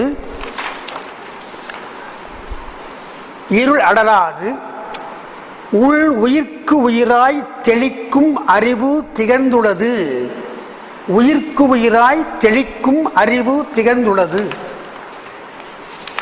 அதில் உயிர்க்கு உயிராய் சொன்னார். முதல்ல இருக்கிற உயிர் என்பது ஆன்மாக்கள். அதற்கு உயிராய் இருப்பது என்பது பெருமான். உயிர்க்கு உயிராய், என்னுடைய உயிர்க்கு உயிராய் இருக்கிறான் பெருமான் என்றால் என்னுடைய உயிர் முதல்ல ஆன்மா. உயிர்க்கு உயிராக என்று சொன்னால் உயிருக்குள்ளே இருக்கின்றவன் பெருமான். ஆனால் உயிர்க்கு உயிராய் என்னார். அதனால இந்த இடத்துல அப்படி நான் பொருள் கொள்ள வேணாம். இதான் அர்த்தம். பொதுவாக அர்த்தத்தை நான் முதல்ல சொல்லிட்டேன். ஆனால் பெருமானுடைய அருளினாலே நமக்கு பல பிறவிகளில் தோன்றி தோன்றி இப்பொழுது அந்த ஞானம் என்பது இருக்கிறது. எல்லா உயிருக்கும் அறிவு உண்டு. பிறக்கின்ற எல்லா உயிர்களுக்கும். ஒருவேளை ஒரு உயிர் இப்பொழுதுதான் பிறக்குதுன்னு வச்சுக்கொள்ளேன், இப்பொழுதுதான் பிறப்பெடுக்கிறது என்று சொன்னாலும் கூட அறிவு உண்டு. அறிவு இல்லாமல் கிடையாது. அது அப்புறம் அறிவிக்க வேண்டிய அறிவது. ஆனால் பல பிறவிகள் எடுத்த பின்னாலும் கூட ஒரு உயிர் பிறக்குன்னு சொன்னா அதுக்கு அறிவு இருக்குதான்னு கேட்டீங்கன்னா என்ன அர்த்தம்? அறிவு இல்லையா? பல பிறவிகள் இருக்கணும் அறிவு. இந்த அறிவு இருந்தால் போதாது. ஏன்பா இவ்வளவு நாள் போய் படிச்ச, வெளிநாட்டில் படிச்ச, என்ன படிச்சேன்னு கேட்டால் ஆண்டு தோறும் படித்தா டிகிரி வாங்கிட்டே இருக்கணும். தவிர ஆண்டு போகுது அதே நிலையில் இருந்தால் எப்படி? பல பிறவிகள் போனால் உலகியல் அறிவு மட்டும் போதாது. அதான் சொல்றார். அங்க உயிர்க்குயிராய் தெளிக்கும் அறிவா, தெளிக்கும் அறிவுன்றார் இல்லையா? தெளிக்கும் அறிவுன்றார். தெளித்தல் என்று சொன்னால் தெளிவாதல், தெளிவடைகின்ற நிலை. தெளிக்கும் அறிவு என்பது சிவஞானம். முதல் பிறப்பா இருந்தால் உலகியல் ஞானம் வரலாம், தப்பு கிடையாது. பல பிறவிகள் இருந்து இப்போ ஒரு பிறவிக்கு வந்திருக்கிற அதை எப்படி சொல்றாங்க? நியாயமா பார்த்தா முதல் ஒரு பட்டியல் போடுறாங்க. மாணிக்கவாதம் புல்லாகி பூடாய் புழுவாய் மரமாகினார் இல்லையா? அதே மாதிரி ஒரு உயிர் வச்சுக்கலாம். ஒரு முதல்ல புல்லா பிறந்தது, அப்புறம் புழுவா பிறந்தது, அப்புறம் மரமாய் அப்படி கொஞ்சம் வந்து அப்புறம் மனுஷனா பிறந்தது. வேற எந்த ஒரு பிறப்புக்கு அடுத்து அதே பிறப்பு பிறக்காமல் அப்படியே வரிசையா வந்து மனுஷனா வந்தது. அப்படி வந்தாலே மானிட பிறப்பில வந்தால் பெரிய அதிசயம். அது அதிசயம் மட்டுமல்ல, அறிவு வளர்ந்து போச்சு. ஒவ்வொரு பிறவியாக எடுத்து வந்தாலே மானிட பிறவில அறிவு வந்துடும். ஆனால் அப்படி எந்த உயிரும் ஒரே இடத்துல வர்றது கிடையாது. புழுவா பிறந்தாலும் கூட அப்புறம் பாம்பா போகும், அப்புறம் புழு பெரிய புழுவா போகும். அதோட இல்லை, உடனே டக்குன்னு அடுத்த எவல்யூஷன் கிடையாது. அதுக்கு எவல்யூஷன் தியரி சரியா இருக்கும். ஆனால் உயிர் பிறப்பில் சொல்லுகிற பொழுது அதனுடைய வினைக்கு ஏற்றாற் போலத்தான். அதுதான் ஆச்சரியப்பட்டு சொல்லுகிறாங்க. நம்ம தேவாரத்தை சொல்ற பொழுது எப்படி சொல்றாங்க? நரியை குதிரை செய்வானும், நரகரை தேவு செய்வான்னர். நம்முடைய அப்பர் பெருமான் பாடுற பொழுது நிறையா இருக்குது. அது நியாயமா என்ன பண்ண? அடுத்து பிறப்புன்னு சொன்னா ஏதோ புத்தி எதுக்கு இருந்தா சரி, அப்போ கொஞ்சம் கழுதையா மாற்றுவோம், அதை அப்புறமா குதிரையா மாற்றும்னு இருக்கணுமா? அப்படி இல்லையா? விரும்பினால் பெருமான் நரியை குதிரையாக மாற்றி விடுவான். நரகரை வந்து மனுஷா கொண்டு வந்து அப்படிதான் தேவரை ஆக்கணும். அதான் முறை, படிமுறை. ஆனால் நரகரை தேவராக மாற்றிடுவான் அவன் விரும்பினால் என்றால். அவன் அருள் பெற்றால் இதெல்லாம் மாறும். இதான் முறை. முறையாக நடக்குது. இல்லை என்றால் பெருமான் அருள் இருந்தால் எது வேணாலும் நடக்கலாம் என்று நமக்கு உண்டு. அதனால அதெல்லாம் விட்டுருங்க. மானிட பிறவி வந்தாச்சு. இப்போ நம்ம மானிட பிறவி என்பது நம்ம பழையப்பெல்லாம் விட்டுருங்க. நம்ம பிள்ளாருக்கெல்லாம் போடுவாங்க. சொல்கிறேன், யாராவது சொல்லுவாங்க, அவன் போன சேர்ந்தா நாயா பிறந்துட மாட்டான், இவனு பார்த்தா மாதிரி சொல்கிறான். ஏன் அப்படின்னா, எப்போ போனாலும் குறைக்கிறான்டா அப்படின்னு அந்த புத்தி மாறல என்று இல்லையா? அந்த பிறவில மனுஷா பிறந்தாலும் கூட போன ஜென்மத்து வாசனை என்று சொல்லுவாங்க. நாம் சாதாரணமாக சொல்லுவோம், குழந்தை குரங்கு, உடனே குரங்கணும். ஏன்னா அதான் நமக்கு முன்னோர், டக்குன்னு முன்னோர். அதுதான். ஏன்னா அதை வச்சு தான் அப்புறம் வேற ஏதாவது மனிதர்கள் சொல்கிறது பார்க்குறோம். அதெல்லாம் எவல்யூஷன் தேரியல. ஆனாலும் மானிட பிறவி என்பதை முன்ன பிறவி விட்டுருங்க. இப்போ என்ன பிறவி பிறந்தோம்னு தெரியாது, அதெல்லாம் விட்டுருங்க. மாணிக்கவாசகர் சொல்றது, எல்லா பிறப்பும் பிறந்து இழைத்தேன். பெருமானே என்ன ஒரு பாக்கி வைக்கிறது, நான் எல்லாத்தையும் போய் வந்து இல்லையா ஒன்றும் இல்லை, எதிரி எப்படி இருக்குன்னு பார்ப்போம். என்னுடைய வினைக்கு எல்லா பிறப்பும் பிறந்து இழைத்தேன் எம்பெருமான் என்ற படம் நாமே வைத்துக் கொள்வோம். அவரே அப்படி சொல்றாருன்னா நாம் எத்தனையோ பிறப்பிறதாச்சு, நல்ல வேலையா அப்ப மனுஷா பிறந்துட்டோம். மானிடா பிறந்தது இப்போ தெளிக்கும் அறிவு இருக்கணும் நியாயமா. உயிர்க்கு உயிராய் இருக்கின்ற பெருமான் நமக்கு கொடுக்கின்ற அறிவு என்ன அறிவு? சிவஞானமா இருக்கணும். உங்களை பொறுத்தவரை பாராட்ட வேண்டியது, சிங்கப்பூர்லேயே சித்தாந்தம் படிக்கிறீங்களே இல்லையா இல்லையா, சிவஞானம் இயல்பா உங்களுக்கு இருக்கிறது சவரியா. சென்னையில் நீங்க பார்த்தீங்கன்னா சித்தாந்த வகுப்புல ரொம்ப குறைவாக தான் ஆட்கள் வருவாங்க. ஏன்னா அதெல்லாம் ரொம்ப பெரிய விஷயம் பேசுறாங்க சார், நம்மளால ஒன்றும் புரியாது சார் என்று போயிடுவாங்க. அப்போ எப்போதான் புரிஞ்சுக்க போறாங்க இல்லையா, கேட்டு பாருதான்னு சொன்னான். ஆனால் பெரும்பாலும் தத்துவம் கேட்கறதுக்கும் சிவஞானம் ரொம்ப குறைவான நாட்கள் தான். காரணம் என்னென்றால் தெளிக்கும் அறிவு என்பது சிவஞானம் இன்னும் சித்திக்கவில்லை, அது பெருமானுடைய அருள் இல்லை. அதுதான் அவர் சொல்றாரு, உயிர்க்கு உயிராய் தெளிக்கும் அறிவு திகழ்ந்துள்ளது. இந்த பாயிண்ட் ஏன் சொல்றாருன்னா, அருள் கூடும்படியா சேர்க்க போறார் இப்போ அந்த உயிரை. அப்ப அந்த உயிருக்கு பக்குவம் இருந்தால்தான் அந்த அருளை சேர்க்க முடியும். எனவே சாதாரண முதல் பிறவியோ 2 பிறவியோ கிடையாது, பல பிறவிகள். பல பிறவிகள்னு சொல்ற பொழுது ஞான சம்பந்தருக்கும் சரி, கண்ணப்பருக்கே சொல்லியாச்சு. கண்ணப்பருக்கு அந்த பக்தி வருவதில் சொன்னால் முன்பு செய் தவத்தின் ஈட்டம்னார். அப்ப முன்னே எத்தனையோ காலமாக செய்த தவத்தின் காரணமாகத்தான் கண்ணப்பருக்கு இப்போ அந்த ஞானம் வருகிறது என்று சொன்னால் நாமெல்லாம் எந்த மூலைக்கு. எனவே அதை வைத்து சொல்றாருங்க, தெளிக்கும் அறிவு திகழ்ந்துள்ளது, உயிர்க்குயிராய் இருக்கும் சிவஞானம் என்று சொன்னார். இந்த இடத்துல அவங்க கேட்கிற கேள்வி நான் சொல்லிடுறேன். உயிர்க்குயிரான்னு சொன்னீங்க இல்லையா, உயிர் எங்க இருக்குது? இப்பொழுது உயிருக்கு எப்படி இருக்குது? அறிவும் இருக்கிறது, அறியாமை இருக்கிறது. அதாவது ஒளி இருள் ரெண்டும் ஒன்று. அறியாமை இருக்கிறது, அறிவும் இருக்கிறது. அப்ப இறைவன் இருக்கின்றான் இல்லையா, எங்க இருக்கிறான்? உயிருக்கு உயிராக இருக்கிறான். அப்ப அவனுக்கு இருக்கணும் இல்லையா, அறியாமை இருக்கணும் இல்லையா? உயிரோடு இருந்தால் அவனுக்கு அறியாமை இருக்கணும் இல்லையா என்று கேட்கிறான். இந்த இடத்துல ஒரு செய்தி,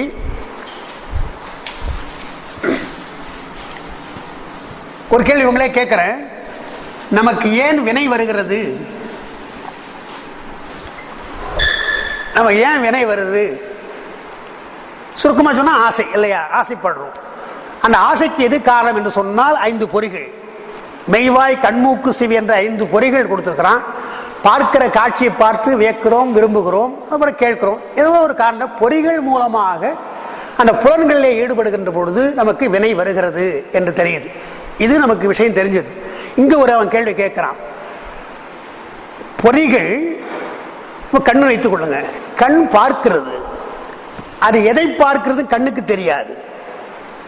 அதை பார்க்க வைப்பது எது? உயிர் தான். மனம் அல்லது உயிரை வைத்துக் கொள்ளுங்க, உயிரினை வைத்துக் கொள்ளுங்க. உயிர் பார்க்க வைக்கிறது. உயிர் தானா பார்க்க முடியாது, கண் வழியாக பார்க்கிறது. கண் வழியாக பார்க்கிற பொழுது பொறிகள் பார்க்கின்றன, ஏதோ நல்ல காட்சியோ தீய காட்சியோ. அந்த பொறிகளுக்கு வினை வருகிறதா? இல்லை. உயிருக்கு தான் வினை இல்லையா?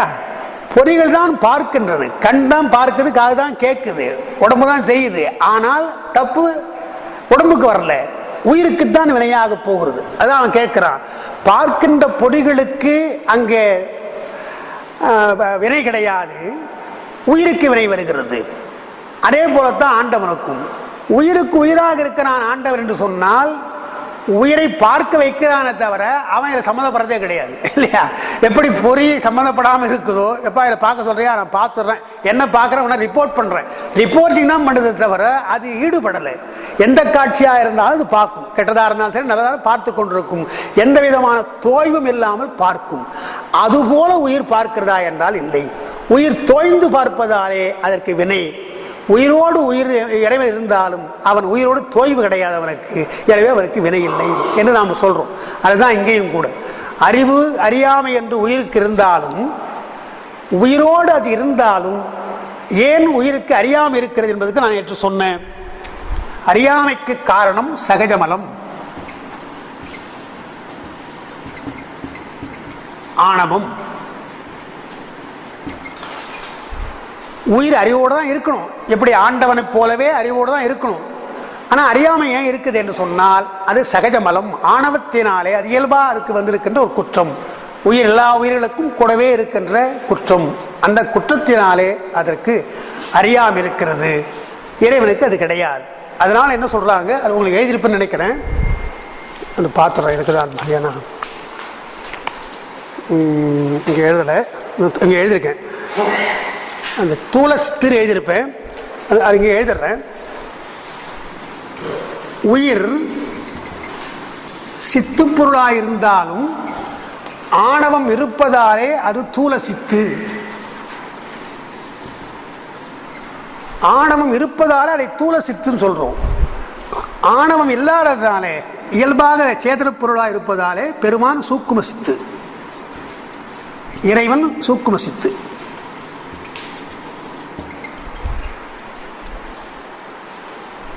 ஏன் தூல சித்துன்னு சொல்றோம் என்று சொன்னால், ஆணவம் என்ற குற்றம் இருப்பதாலே அது தூல சித்து. அப்ப தூல சித்தா இருப்பதாலே இதற்கு அறியாமை இருக்கிறது. அறியாமைக்கு காரணம் ஆணவம். அதான் சரி. அப்புறம் இன்னொன்று இங்கே வருது, அது சேதனம் என்றால் அறிவுடைய பொருள். அறிவுடைய பொருள் பதி பசு ரெண்டும் அறிவுடைய பொருள் தான். ஆனால் நான் நேற்று சொன்னேன், பதிக்கும் பசுக்கும் உள்ள வேறுபாடு, இது தானே அறியும், இது அறிவித்தால் அறியும்.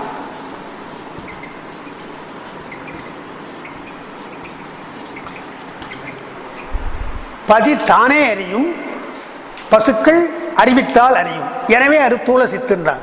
அறிவித்தால் அறிவதற்கு என்ன காரணம்? ஆணவம் தான். அந்த ஆணவம் இருக்கிறதுனால தான் இறைவனோடு சம்பந்தப்பட முடியாமல் போகின்றது என்று பார்க்கணும்.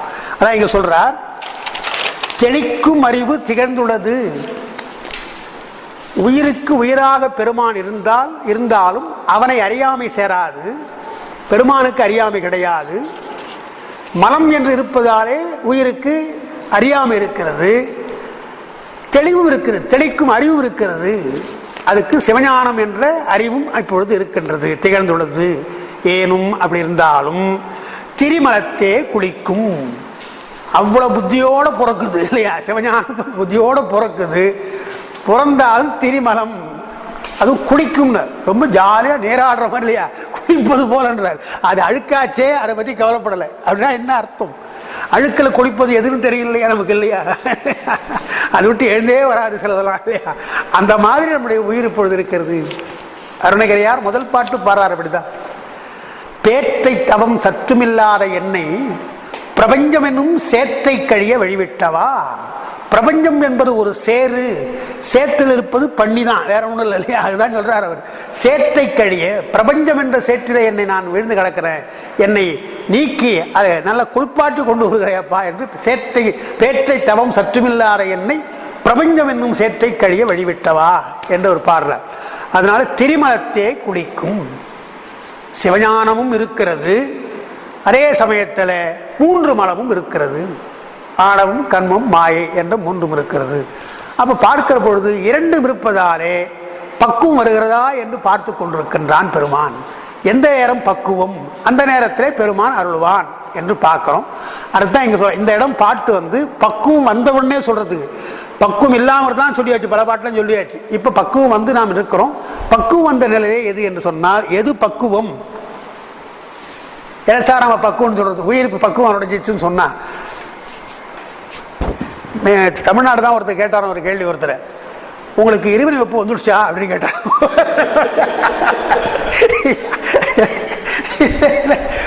அவர் ஒரு சித்தாந்தி. அவர் போய் இறைவனை வெப்பம் வந்துடுச்சான்னா பதில் எப்படி சொல்றது? அவர் வந்துகிட்டே இருக்குது,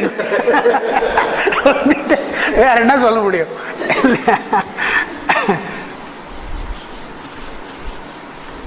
எப்ப வரும் நமக்கு எப்படி சொல்ல முடியும்? வர்றதே போயிடுதே, வர்றதே இல்லையா? நமக்கு தெரியாது எப்பொழுது வரும், இப்போ வருமோ அப்போ வருமோ என்று நமக்கு தெரியாது. இருந்தாலும் நாம் இப்ப அசீம் பண்ணிக்கலாம். இந்த பாட்டை சொல்ற பொழுது பக்குவம் என்று வர்ற பொழுது எது பக்குவம் என்று சொன்னால், அந்த சிவஞானம் வருவதற்கு தவம் என்று சொன்னேன். அது பல பிறவைகளிலே செய்கின்ற தவம். அந்த தவம் என்பது என்ன என்று சொன்னால், சைவ சித்தாந்த முறைப்படி சரியை, கிரியை, யோகம், ஞானம், இதுதான். அதைத்தான் தவம்னு சொல்லுவோம் தவிர மற்றெல்லாம் என்னென்னமோ செய்திருப்போம். வேறு சுவாமிகளை பற்றி வேறு தெய்வங்களை பற்றி நாம் தவம் செய்திருக்கலாம், அல்லது புள்ள புறக்கொண்டதுக்காக தவம் பண்ணியிருக்கலாம், பணம் வேண்டும் என்று தவம் பண்ணி எத்தனையோ அதெல்லாம் வேறு. அந்த தவம்லாம் கிடையாது. பெருமானை நோக்கி பெருமானை எப்ப என்ன அழைத்துக் கொள்ளப் போகிறாய் என்று இந்த பிறவி வேண்டாம் என்ற வெறுப்பிலே சொல்லுகின்ற தவம் தான் உண்மையான தவம். அதனால்தான் என்ன பண்ணாங்க, நேற்று சொன்னது சரியை என்கிற பொழுது உபாயம் என்று ஒன்று, உண்மை என்று ஒன்று, ரெண்டு சொன்னாங்க. சிவப்பிரகாசத்தில் உமாவரி சிவம் இவர்தான் உமாவரி சிவம். கிரியை என மறுவும் யாவும் ஞானம் கிடைத்தற்கு நிமித்தம். கிரியை என்று சொன்னால் அவையெல்லாம் ஞானம் கிடைப்பதற்கு நிமித்தம் அப்படின்னா. அது கேட்கிறான் அவன் கேள்வி. என்ன கேட்கிறான்? கிரியை என்பதற்கு அந்த உரையாசிரியர் என்ன பண்றாங்க, சிவத்தொழில் என்று எழுதுறாங்க. ஏன்னா சிவத்தொழில் வேறு, அவத்தொழில் வேறு.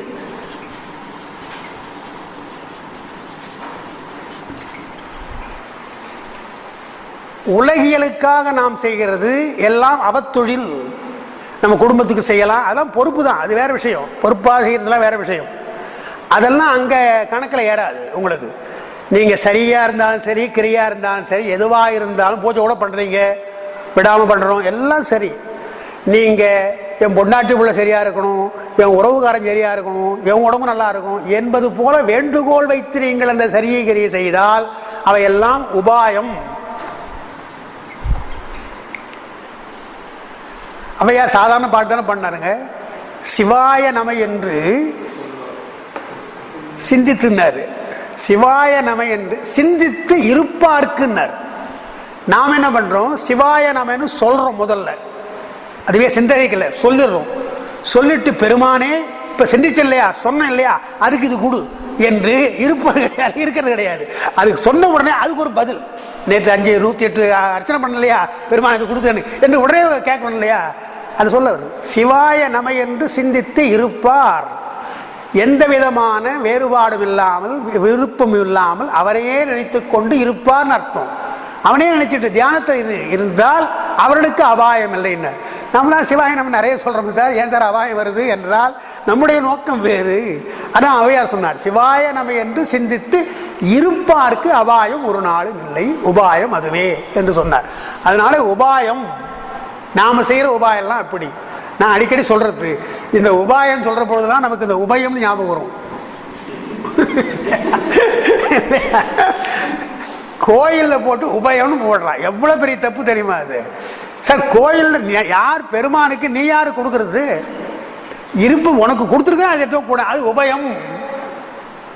ரொம்ப தப்பு, போயிடுச்சுன்னு அர்த்தம். அங்க நீ பேர் போட்டு தப்பு கிடையாது. ஆனால் உபயம் என்று வந்து விட்டால் பெருமான் அந்த கணக்கை உங்ககிட்ட வச்சிடறான். அந்த கணக்கு வெஞ்சேக்குது, பெருமான் கணக்கு அதுக்கு போகவில்லை, அவன் கணக்கு வச்சிருப்பா. அப்புறம் அவனுக்கு நல்லது செய்யணும், புண்ணியம் செய்யணும், அது புண்ணியமாக போகும், நல்வினையாக போய் அதனுடைய வாழ்க்கையில வசதியா இருக்கலாம், அடுத்த பிறகு நல்லா இருக்கலாம், நல்ல பிள்ளை பிறக்கலாம், அதுக்கெல்லாம் பயன் உண்டு. ஆனால் பெருமாங்கிட்ட நீங்க போக முடியாது. எனவே உபாயம் சொல்ற பொழுதே நமக்கு உபயம் போயிடுச்சு. ஆனா உண்மை என்றால் அபயம் இல்லையா? பெருமான் நமக்கு அபயம் தருகிறான், அது உண்மை சரியை, உண்மை பெருமானையே எண்ணினால் அதான் அது அபயகரம். நாங்க பயம் நீக்குகிற, பயம் நீக்குகின்றது. எந்த பயம்? பிறப்புக்கு பயம், பிறவி என்ற பயத்தை நீக்குகின்றதுக்காக அபயம். நாங்க அபயாஸ்தம், அபயமும் வரம், வரம் கொடுப்பது ரெண்டும் நமக்கு இருக்கு. எனவே உண்மை சரி என்று சொன்னால் அபயம். அதுதான் இங்க சொல்றார். உண்மை சரியை, கிரியை, யோகம் இந்த மூன்றும் சேர்ந்தால் அதற்கு பின்னால் ஞானம். அதுதான் அப்பதான் குரு வருவார். அப்ப குரு எப்பொழுது வருகிறார் என்றால், இப்ப எத்தனையோ குரு நாம் பார்த்தாச்சு சொல்லல, ஒன்னா ரெண்டா நாம பார்க்கிற குரு போய் வந்துடுறோம் பார்த்துட்டு. குரு என்று சொன்னால் பல குரு இருக்கிறாங்க. அப்பா அம்மா ஒரு குரு, படிக்கிற பொழுது ஆரம்ப பள்ளியில் படிக்கின்ற ஆசிரியர் நமக்கு ஒரு குரு, கல்லூரிகள் கலைக்கல்வி கழகங்கள் படித்தால் அவனும் குரு தான், வித்யா குரு தான். அப்புறம் நீங்க தீட்சா குரு என்று வருகின்ற பொழுது இன்றைக்கு யார் வேணாலும் தீட்சை பண்றாங்க. எப்படி இப்போ இறைவனை இப்போ வந்துதான் ஒருத்தர் கேட்டாரோ அது போல நீங்க பார்த்தீங்கன்னு தமிழ்நாட்டுக்கு வந்து பாருங்க, அடுத்த சிவராத்திரிக்கு என்னுடைய எய்மு 1008 பேருக்கு தீட்சை தருதல்றான். இது என்ன கின்னஸ் ரெக்கார்டா இது? ஒவ்வொரு மடம் அப்போ பார்த்து திருவண்ணாமலை நீங்கள் போனீங்கன்னா ஒவ்வொரு அந்த பௌர்ணமி பொழுதும் பார்த்தீங்கன்னா தீட்சை கொடுக்குறாங்க. இன்னத்துக்கு தீட்சை கொடுக்குறது இவங்களுக்கெல்லாம் என்று சொன்னால் தீட்சை எப்பொழுது கொடுப்பது? தீட்சை என்பது என்ன? நேற்று சொன்னோம்ல, தீட்சை பற்றி நிறைய சொன்னான். தீட்சை என்று சொன்னால் சரியான குரு, ஞான குரு தர வேண்டும்.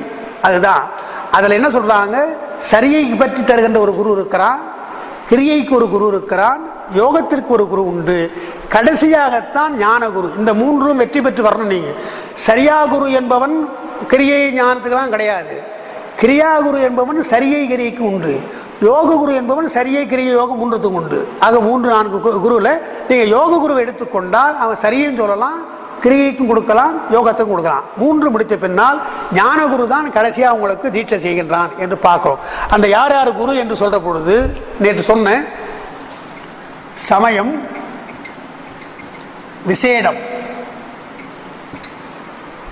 தீட்சையில் சமய தீட்சை என்பதற்கு சரியை குரு உங்களுக்கு சமய தீட்சை செய்யலாம். ஏன்னா எல்லாருக்கும் யோக குரு கிடைக்கும் சொல்ல முடியாது. எனவே சரிய குரு கிடைச்சா நீங்க செய்து கொள்ளலாம். இந்த சரிய குரு என்ன செய்கிறார் உங்களுக்கு என்றால், இந்த இடத்துல உங்களுக்கு மந்திர அதிகாரம் தருகிறார்.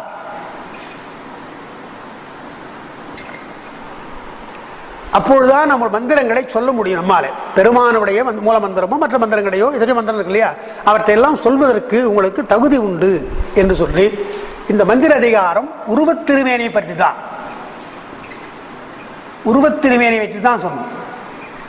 சரியாளர்கள் உருவத்திருமேனியை பார்த்தா மந்திரம் சொல்ல முடியும், சிவலிங்கத்தை பார்த்து சொல்ல முடியாது, பக்குவம் கிடையாது. அதுக்காக சொல்லக்கூடாது சார்னு கேட்காதீங்க, சொல்ல ஆனால் நமக்கு பக்குவம் கிடையாது, சொல்லக்கூடாது. அது ஒரு முறை. விசேட தீட்சை என்று சொல்ற பொழுதுதான் இது கிரியா யோகம் என்று சேர்த்து சொல்வாங்க. இது புறத்தொழில், புறக்கிரியை, புறத்தொழில். கிரியா யோகம், கிரியை என்பதும் யோகம் என்பதும் வரதுனால கிரியை செயல், எனவே இது புறம். யோகம் என்பது அகம், மனசுல செய்யறது.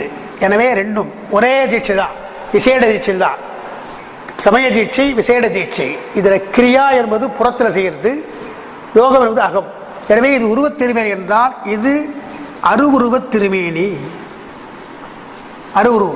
அருவுருவத்தில் செய்யறது. அந்த அருவுருவம் தான் சிவலிங்கம். அப்போ விசேட தீட்சை பெற்ற பின்னால் தான் வீட்டில் நாம் ஆன்மார்த்தமாக சிவலிங்கத்தை பூஜை பண்ணலாம்.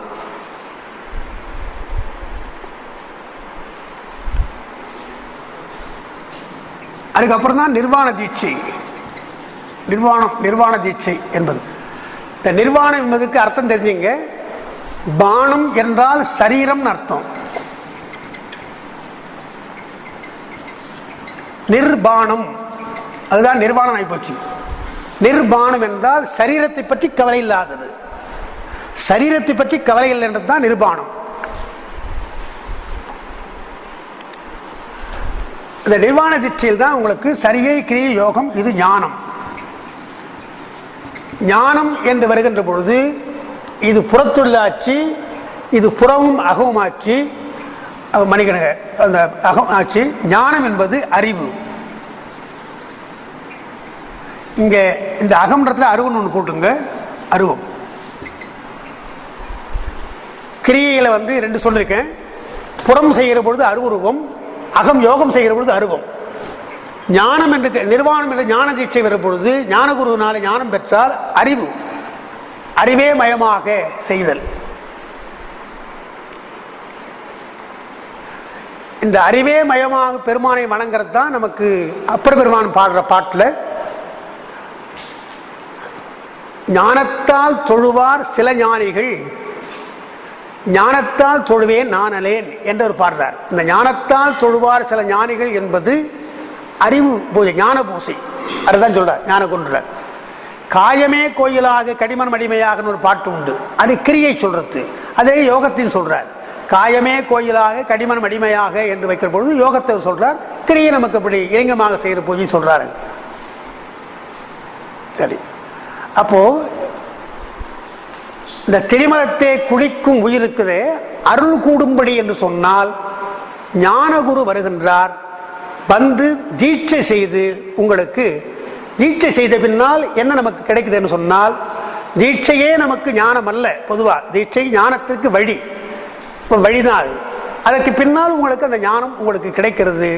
தீட்சை காரணமாக சில அதிகாரங்கள் நமக்கு உண்டு. நேற்று சொன்ன உங்களுக்கு இந்த மந்திர அதிகாரம் போல பூசை அதிகாரம், அதாவது அர்ச்சனாதிகாரம், அர்ச்சனாதிகாரம், அர்ச்சனை. அர்ச்சனை என்ற பொழுது குரு பூசை, சிவபூசை, மகேஸ்வர பூசைன்னு சொன்னேன்.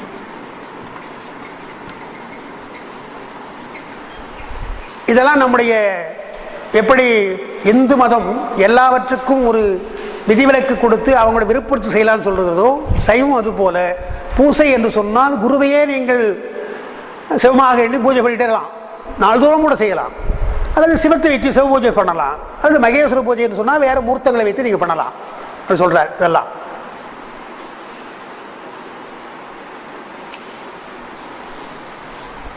இந்த யோகம்ன்றது, யோக பூசை என்று சொல்ற பொழுது யோகத்தில் ரெண்டு, ஒன்று அஷ்டாங்க யோகம், அஷ்டாங்க யோகம், இரண்டாவது பிராசாத யோகம்.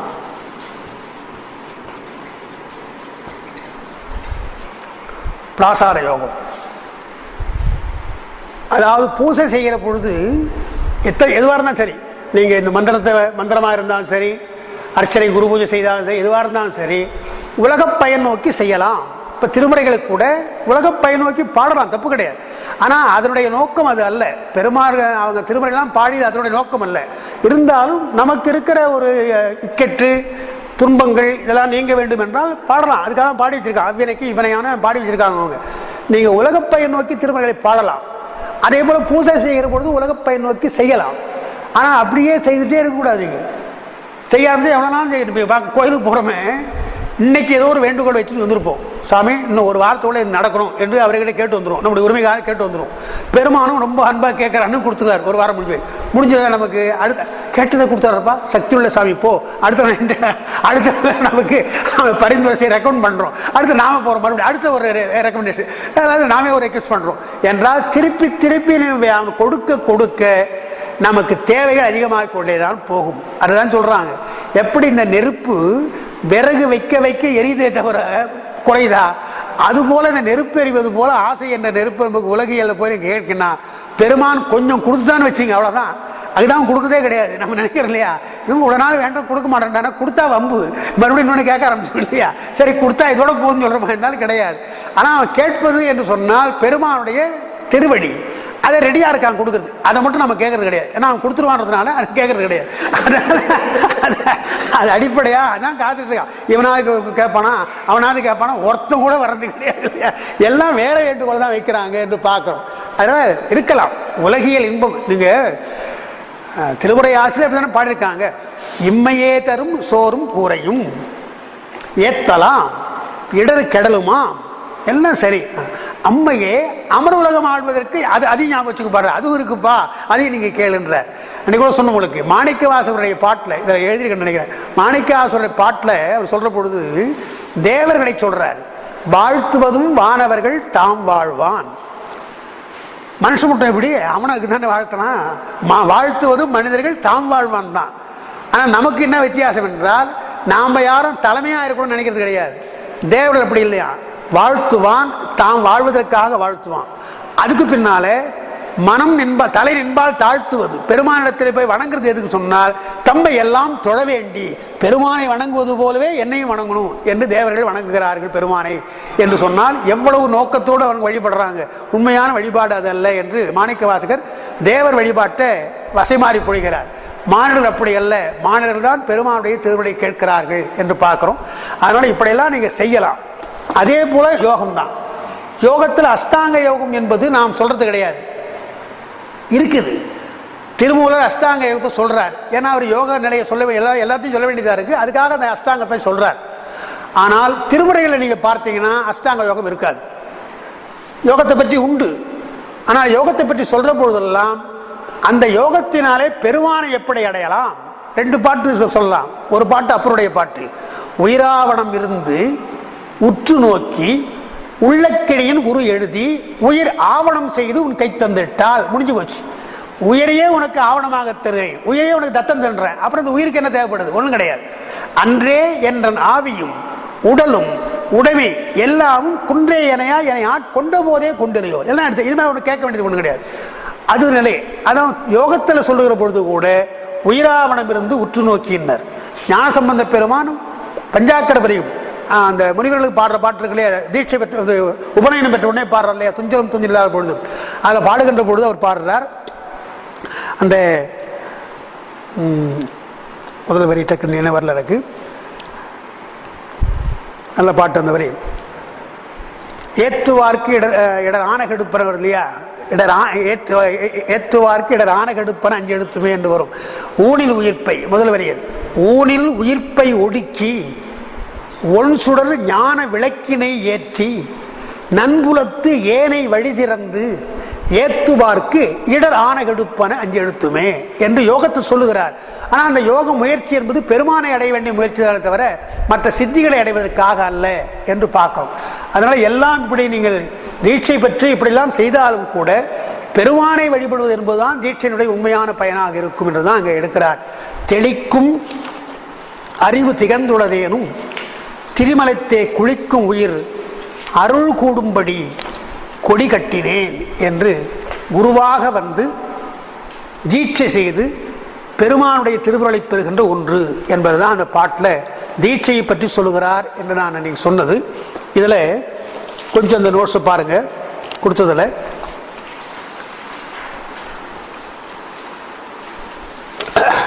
அதில் விளக்கம் சிலது இருக்குது. அந்த தீட்சை அருள் கூடும்படி உள்ளது தீட்சை கிரமங்கள் தந்திருப்பேன். 2ஆம் பக்கத்தில் அப்படி ஒன்று கொடுத்துருப்பேன். அருள் கூடுதல்னா அருளை கூடும் முறை தீட்சை கிரமங்கள் என்று சொல்லியிருப்பேன்.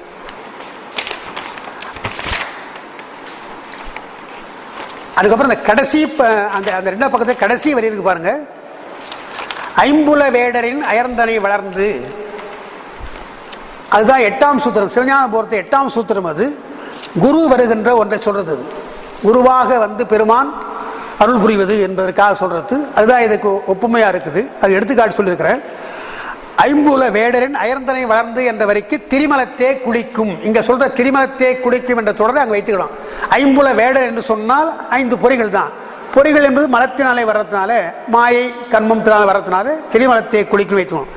தவத்தினில் என்று சொல்வதனால தெளிக்கும் அறிவு திகழ்ந்துள்ளது என்று சொன்னால் சிவஞானம் பெறுதல். நீங்க பார்க்கலாம், முன்பு செய்த தவத்தின் காரணமாகத்தான் ஞானசம்பந்தர் போன்றவர்களுக்கும் கண்ணப்பர் போன்றவர்களுக்கும் உடனே அருள் வந்தது நமக்கு தெரியும், வரலாறு நமக்கு இருக்கின்றது. சேக்கிழார் பாடுகிறார், அந்த ஞானப்பால் குடித்த உடனே அவருக்கு ஞானம் வந்ததுன்றார். குருவாக வந்து பெருமான் கொடுக்கிறான் ஞானத்தை. என்ன ஞானம் என்று சொன்னால் அந்த பாட்டு முக்கியமான பாட்டு, அதுக்கு பலவாறு அர்த்தம் சொல்லிட்டு இருக்காங்க. அது இப்போ நம்ம சரியா தெரிஞ்சுக்குவோம். சிவனடியே சிந்திக்கும் திருப்பெருகு சிவஞானம், பவமதனை அறமாற்றும் பாங்கினில் ஓங்கிய ஞானம், ஊமையலா கலைஞானம், உணர்வறிய மெஞ்ஞானம், தவமுதல்வர் சம்பந்தர் தாம் உணர்ந்தார் அந்நிலையில் பண்ணார். இது என்ன பண்றாங்க, ஆசாஞாவோடு சேர்த்தாலும் சொல்றேன். பெரியவங்களாம் என்ன பண்ணிட்டாங்க, அவருக்கு 4 வகையான ஞானம் வந்ததுன்ட்டாங்க இல்லையா. ஞானத்தை 4 வகை இங்க இருக்குது இல்லையா. அதாவது அவர் சொல்றது, சிவனடியே சிந்திக்கும் திருப்பெருகு சிவஞானம், பவமதனை அறமாற்றும் பாங்கினில் ஓங்கிய ஞானம், அப்புறம் உமையனா கலைஞானம், உணர்வறிய மெஞ்ஞானம் என்று 4 ஞானம் சொல்லப்படுகிறது. எனவே 4 வகையான ஞானங்கள் வந்தன என்றுதான் பல பேர் எழுதுறாங்க. தயவு செய்து அந்த பாட்டுக்கு சரியான அர்த்தத்தை புரிஞ்சுங்க. ஏன்னா எப்படியா கேட்டிருக்கலாம், உங்களுக்கு இந்த பாட்டுக்கு விளக்கம் கொடுத்துருப்பாங்க. இருந்தாலும் நாம் சரியா சொல்ற பொழுது அதை ஏன் அப்படி சொல்லுகிறார் என்று சொன்னால், அதுக்கு முன்ன ஒரு செய்தி சொல்லிட்டு இந்த பாட்டுக்கு வரேன்.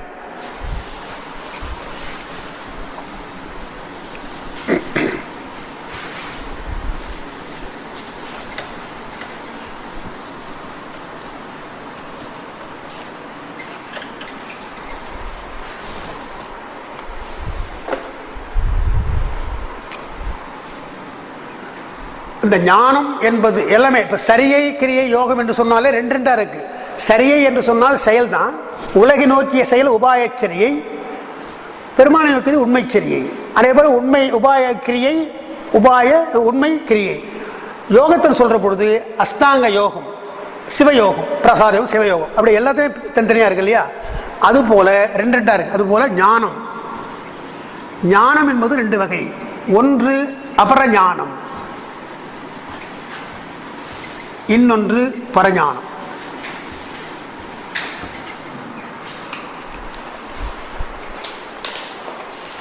இந்த அபரஞானம் என்பது ஆகம ஞானம் எழுதிங்க. இப்போ ஆகம ஞானம் சைவாகமங்களினாலே வருகின்ற அறிவு, நூல்தான். கலை என்றாலே நூல் என்றுதான் அர்த்தம். கலை என்றாலே நூல் தான். அதனால்தான் கலைமகள் என்று நாம் சரஸ்வதி சொல்றோம். கலா என்பது அங்க வடமொழியில கலா என்பது தமிழ்ல கலைன்னு வரும். கலை என்றால் நூல் தான். ஆனால் நூல் என்று சொல்ற பொழுது எல்லா நூல்களும், நீங்க இப்போ உலகில் எத்தனையோ நூலை படிக்கிறோம் நம்ம இல்லையா? வாழ்க்கையில் முன்னேறது எப்படின்னு படிக்கிறோம், பணம் சம்பாதிக்கிறது எப்படின்னு படிக்கிறோம், அப்புறம் பல வகையான சப்ஜெக்ட் நூல்ஸ் படிக்கிறோம், நம்ம பல புக்ஸ் இருக்கு படிக்கிறோம். அதெல்லாம் கலைகள், மொத்தமாக கலைகள். ஆனால் இறைவனை நோக்கி இருக்குது இல்லையா, அதைத்தான் நம்ம ஆகம்னு சொல்றோம். பெருமானை நோக்கி இருப்பது நம்முடைய சைவத்தை பொறுத்தவரை சைவ ஆகம் என்றால் பெருமானை நோக்கி இருப்பது தான் நமக்கு ஆகம ஞானம். அதைத்தான் நம்ம அபரஞானம் சொல்லணும் பெரும்பாலும். இருந்தாலும் உலகில் வைத்துக் கொள்ளுங்க, உலகில் நூலறிவு என்பது அபரஞானம். இந்த நூலறிவு என்றது நாம படிக்கிற எல்லா நூல்களும் பெருமானை சேர்க்காதுங்க. இப்ப நான் சொன்ன தலைப்பெல்லாம் வச்சுட்டு படிச்சீங்கன்னா, லைப்ரரி போய் பார்த்தீங்கன்னா, அது என்னன்னோ சொல்லுமே தவிர எல்லாம் ஆண்டவனை சொல்லுது. ஆண்டவனை அடைய வேண்டும் என்று சொல்லுகின்ற சில நூல்லாம் இருக்கு இல்லையா, அதைத்தான் நம்ம அபரஞானம் சொல்றோம். இதன் வழியாக பின்னாலே பரஞானத்திற்கு போக போறோம், பெருமானிடத்தில் போக போறோம்.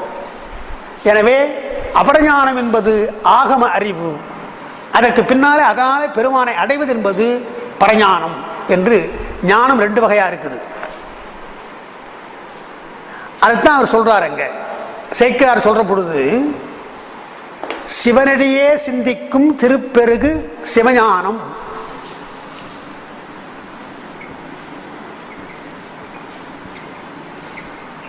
சிவஞானம் என்றால் என்ன?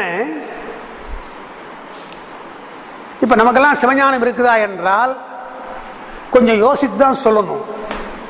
ஏன்னா சிவனை கும்பிடுகின்ற அதே போலவே மற்ற தெய்வங்களையும் கும்பிடுறோம், சேர்த்து கும்பிடுறோம். விநாயகருக்கு சண்பக விநாயகர் இங்கே சொல்றோம், விநாயகரை கும்பிடுறோம், முருகனை கும்பிடுறோம். ஈக்குவல் ஸ்டேட்டஸ் எல்லாத்துக்கும். இவருக்கு ஒரு பூ போட்டா அவருக்கு ஒரு பூ போட்டணும் என்று ரொம்ப வேறுபாடு இல்லாமல் போடணும். அது சிவஞானம் இல்லை. அதான் சிவனடியே சிந்திக்கும் வேறு தெய்வங்களை கொள்ளேன் புரந்தரன் மாலையன் வாழ்வு, வேறு தெய்வங்களையே நான் வணங்க மாட்டேன் என்கின்ற ஒன்று. அதான் இப்ப நாகப்பன் சார் பண்ண போறாரு. இங்க ஒரு சிவனை பற்றி சொல்லணும், மலேசியால மாநாடு. அப்போ சிவனடியே சிந்திக்கும் திருப்பெருகு சிவஞானம் இருக்குல்ல, அது ஒன்று. அதைத்தான் சொன்னார், அதுதான் ஓமையலா கலைஞானம்.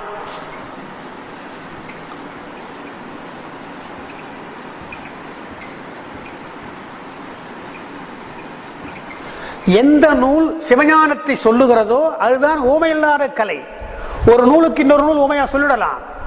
அறநூல்களே நீங்க பார்த்தீங்கன்னா திருக்குறள் சொல்றோம், அப்புறம் நாலடியார் சொல்றோம், எல்லா நூல்கள் சொல்றோம். ஈக்குவலா இல்லைன்னா கூட நூல்கள் சொல்றோம்.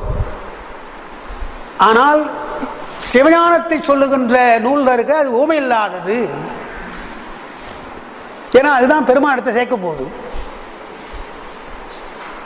ஒரு சப்ஜெக்ட்லேயே கூட நீங்க பார்க்கலாம், எதுவாக கூட. இப்போ கம்ப்யூட்டரோ மற்ற சப்ஜெக்ட் வச்சுங்க, சார் இதை விட இந்த புக்கு பெட்டர் சார், இதை விட இந்த புக்கு பெட்டர் சார்னு சொல்றோம். இது படிக்க சார், வேற லேட்டஸ்டா வந்து சார் சொல்றோம். ஆகமங்களை லேட்டஸ்ட் இது இது கொஞ்சம் படிங்க சொல்ல முடியாது. ஏனென்றால் பெருமானை சேர்ப்பது என்பதனால ஊமையிலா கலைஞானம் என்றால் சிவஞானத்தை தருகின்ற ஞானம் சொல்லுகின்ற கலைஞானம் அதுதான். அதுதான் பெற்றார முதல்ல சிவனடியே சிந்திக்கும் திருப்பெருகு சிவஞானம் ஆகும்படியாக இருக்கின்ற ஊமையிலா கலைஞானம் மூணாவது வரை எடுக்கணும். அப்புறம் பவமதனை அறமாற்றும், பவம் என்றால் பிறப்புன்னு அர்த்தம். பவமதனை அறமாற்றும், இனிமேல் பட்டு பிறப்பே தேவையில்லை என்று எண்ணுகின்றது பாங்கினில் ஓங்கிய ஞானம். அதுதான் உயர்ந்த ஞானம். அது எது என்றால் அதுதான் உணர்வறிய மெஞ்ஞானம். அது உணர்வறிய மெஞ்ஞானம்.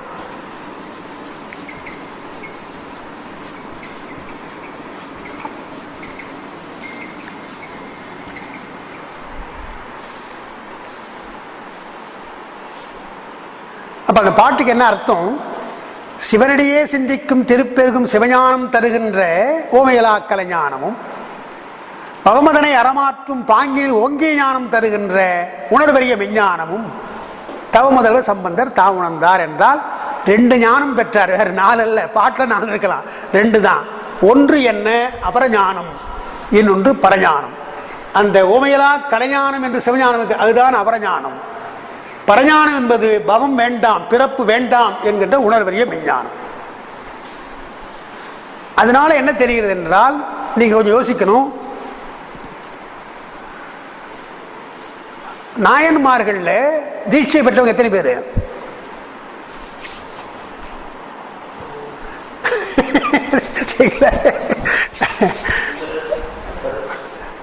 அப்பர்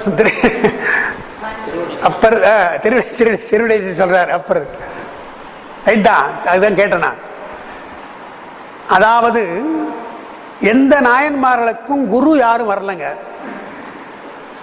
சமய தீட்சையோ விசேட தீட்சையோ அங்கே நடந்திருக்குதா? ஒன்றும் கிடையாது. அதான் அவங்க வேறு. பக்தி மார்க்கம் என்பது வேறு, தனி. அவங்களுக்கு தீட்சை அவசியம் கிடையாது. விதி மார்க்கம் என்று சொன்னால் தீட்சை. நீங்க முறைப்படி ஆகமங்களை படிக்கணும், ஒரு குருவை தேடி போகணும் என்று சொன்னால் அது தீட்சை. அதனால என்ன பண்ணாங்க நம்முடைய சைவத்தில், உங்களுடைய எண்ணப்படி, உங்களுக்கு உங்களுடைய சாய்ஸ் தான் அது. இப்போ நம்ம நடத்துதானே, நான் தீட்சை நடத்தினால் தீட்சைன்னு சொல்லல. நான் பொதுவாக சொல்லுகிற பொழுது உங்களுக்கு உண்மையான பக்தி, நாயன்மார்களுக்கு இருக்கிற பக்தி, சாதாரண பக்தி இல்லை, அவர்களுக்கு இருப்பது போல பக்தி. நான் அடிக்கடி சொல்றது அதுதான். எங்க சொன்ன ஞாபகம் இல்லை. அதாவது இளையான்குடி மாறநாயனார் முதல் அவர் என்ன, அவர் ஒன்றும் பண்ணல, சாப்பாடு தானே போட்டாரு, வேற என்ன பண்ணாரு? ஒரு அடியார் நினைச்சு சாப்பாடு போட்டார். ஆனால் அவருடைய நாயன்மார் புராணத்தை எவ்வளோ அழகாக எழுதுறாரு சேர்க்கிறார் என்று சொன்னால், மாரிக்காலம், மழைக்காலம், தாரிக்கின்ற இருட்டு வேற, நனைஞ்சு வராரு ஒரு அடியார். பெருமன் தான் வராரு, சோதிக்கு தான் வராரு, அவருக்கு தெரியாது, யாரும் தெரியாது. நனைந்து வருகிறார். ஐயோ நாங்க நனைஞ்சு வரீங்களே என்று சொல்லிட்டு தோட்டிக்கு துண்ணு கொடுக்கிறார். தோட்டிக்கு நிற்கிறார். அவர் வெளியே நிற்கிறார். அவருக்கு தோட்டத்துக்கு துணியை கொடுத்துட்டு உட்காருங்க சொல்லிட்டு உள்ள வந்துட்டார். உள்ள வந்து தன்னுடைய மனைவி கிட்ட என்ன சொல்றார்? நமக்கும் இங்கு உணவில்லை, முன்பு உணவில்லை. ஏன்னா நமக்கு 2 பேரும் பட்டினியாக கிடக்கிறோம், இன்னைக்கு பல நாளாக பட்டினி கிடக்கிறோம். ஆனால் இப்பொழுது இமக்கொழு கொடிப்பாக அடியவர் வெளியே இருக்கிறார். பெருமானுடைய அடியவர் ஒருத்தர் வந்திருக்கிறார் வெளியே, அவருக்கு சாப்பாடு போகணும். இப்போ அவர் ஒன்றும் சாப்பாடு கேட்கல, அவர் மழைக்கு வந்தாரு, நினைஞ்சு போச்சு, அதுக்காக உள்ள வந்தாரு, துண்டு கொடுத்தாச்சு. நாம இருந்தா என்ன பண்ணுவோம்? அது ஒரு ராத்திரி நேரம் இல்லையா? ராத்திரி போதும் போய்கிட்டுன்றார். அந்த அம்மா கேட்க, நேரமாகி போச்சுங்களே, யாருக்கு போய் கேட்கறது நம்ம சொல்றோம். நேரமாகி போச்சு, மழை பெய்யுது, நாம இருந்தா பண்ணுவோம், அப்படி என்னால் தொடச்சிங்க சார், வேணா படுத்துங்க அப்படின்ட்டு வந்துடும். ஆனால் அவருக்கு பசி இருக்கும் என்று இவர் எடுத்துக்கிறார். அவர் ஒன்றும் கேட்கல. பெருமான் வந்து அடியாரா வந்து பசிக்குன்னு சொன்னாரா? கிடையாது. இவர் அதை எடுத்துக் கொடுக்கிறார். இந்த நேரத்திலே பெரியவர் வருகிறார், மழையில நெஞ்சு வரார், பசியா இருக்கும் அவருக்கு, எனவே சாப்பாடு போட வேண்டும் என்று கஷ்டப்படுறாருன்னு பார்க்கிறோம். அப்படி எடுத்துக்கொண்டு அடியார்களுக்கு செய்கின்ற அன்பு இருக்கு இல்லையா, அதுக்குதான் அவருக்கு, அப்படிப்பட்டவர் தான் போறாரு. நம்ம மாதிரி கிட்ட வரவே மாட்டார் பெருமாள் இல்லையா? ஏன்னா சரி கரவை சாத்தி தவறு போட்டுருவான்னு தெரியும். இளையான்குடி மாறநாயனாருக்கு எப்பொழுதும் அவர் தருவார்னா அங்க போய் அவர் சோதிக்கிறார். பெருமான் சோதியா வந்து அருள் புரிகிறான்னு பார்க்கிறோம் இல்லையா? அந்த மாதிரி அன்பு இருந்தால் உங்களுக்கு தீட்சை தேவையில்லை, உயர்ந்த பக்தி இருந்தால் தேவையில்லை. காரைக்கால் அம்மையாருக்கு என்ன தீட்சை? யார் தீட்சை பண்ணது? ஞான சம்பந்தருக்கு யார் தீட்சை பண்ணது? அப்பரு கூட யார் தீட்சை பண்ணது என்றால் அவர் கேட்டுக்கிறார். அப்புறம் அவர் அர்த்தம் ஞாபகம் சொல்றேன். அவருக்கு அன்பு வந்துடுச்சு, அளவு கடந்த அன்பு வந்து விட்டதாலே அடியார்களுக்கு என்பது அது பக்தி மார்க்கம். ஆனால் நாம் பார்ப்பது சந்தான குறவர்கள், அது விதி மார்க்கம், அவர்களுக்கெல்லாம் தீட்சை முறை. அதனால தீட்சை முறை என்பது விதி மார்க்கம். தீட்சை இல்லாமல் பெருமாளத்தில் நீங்க செய்தால் அது பக்தி மார்க்கம் என்று சொல்லிதான் இப்ப அவர் சொல்றது. உமாவரி சிவம் சாஸ்திர நூல் பாடுறாரு, தோத்திர நூல் பாடல. சாஸ்திரத்திலே தீட்சை நமக்கு தேவை, விதி மார்க்கத்திலே தீட்சை நமக்கு தேவை என்பதனால அந்த தீட்சையை சொல்லுகிறார்னு பார்க்கிறோம். அந்த முதல் பாட்டில் இன்னும் ஒன்று சொல்லி நான் முடிக்கிறேன்.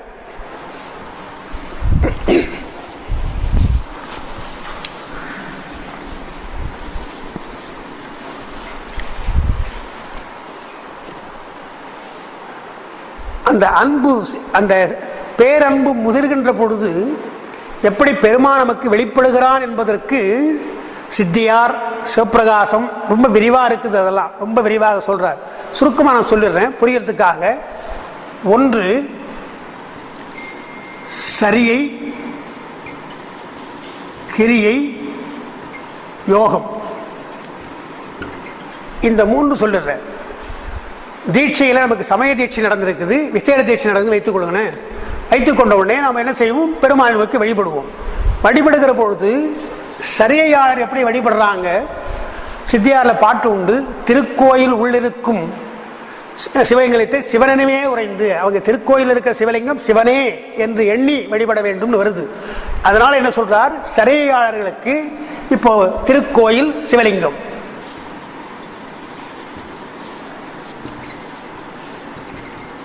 அது ஒரு குறி, அடையாளம்.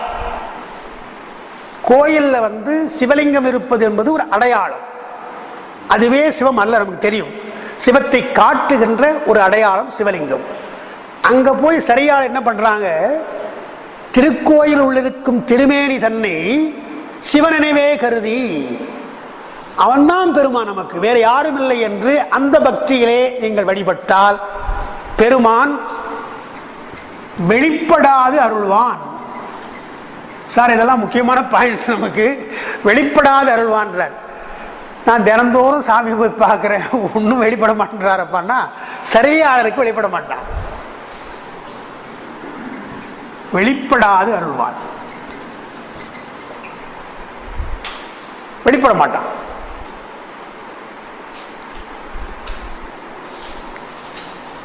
கிரியையாளர் அதே சிவலிங்கம் தான். அதே சிவலிங்கத்தை மந்திரங்களினாலே வழிபடுதல். அப்ப சரியானுக்கு மந்திரம் தேவையில்லை, தோத்திரம் பண்ண போறோம், இல்லை சும்மா பேசினா போறோம், அவர்கிட்ட போய் மந்திரம் தேவை கிடையாது. கிரியை என்று எடுத்துக்கொண்டு நீங்கள் பூசை எடுத்துக்கொண்டால் அதற்குள்ள சில மந்திரங்கள், எல்லா கிரியைகளுக்கும் சிவ பூஜை எடுத்துக்கிட்டா அதுக்குள்ள மந்திரங்கள், மந்திரங்களாலே செய்கிறீங்க.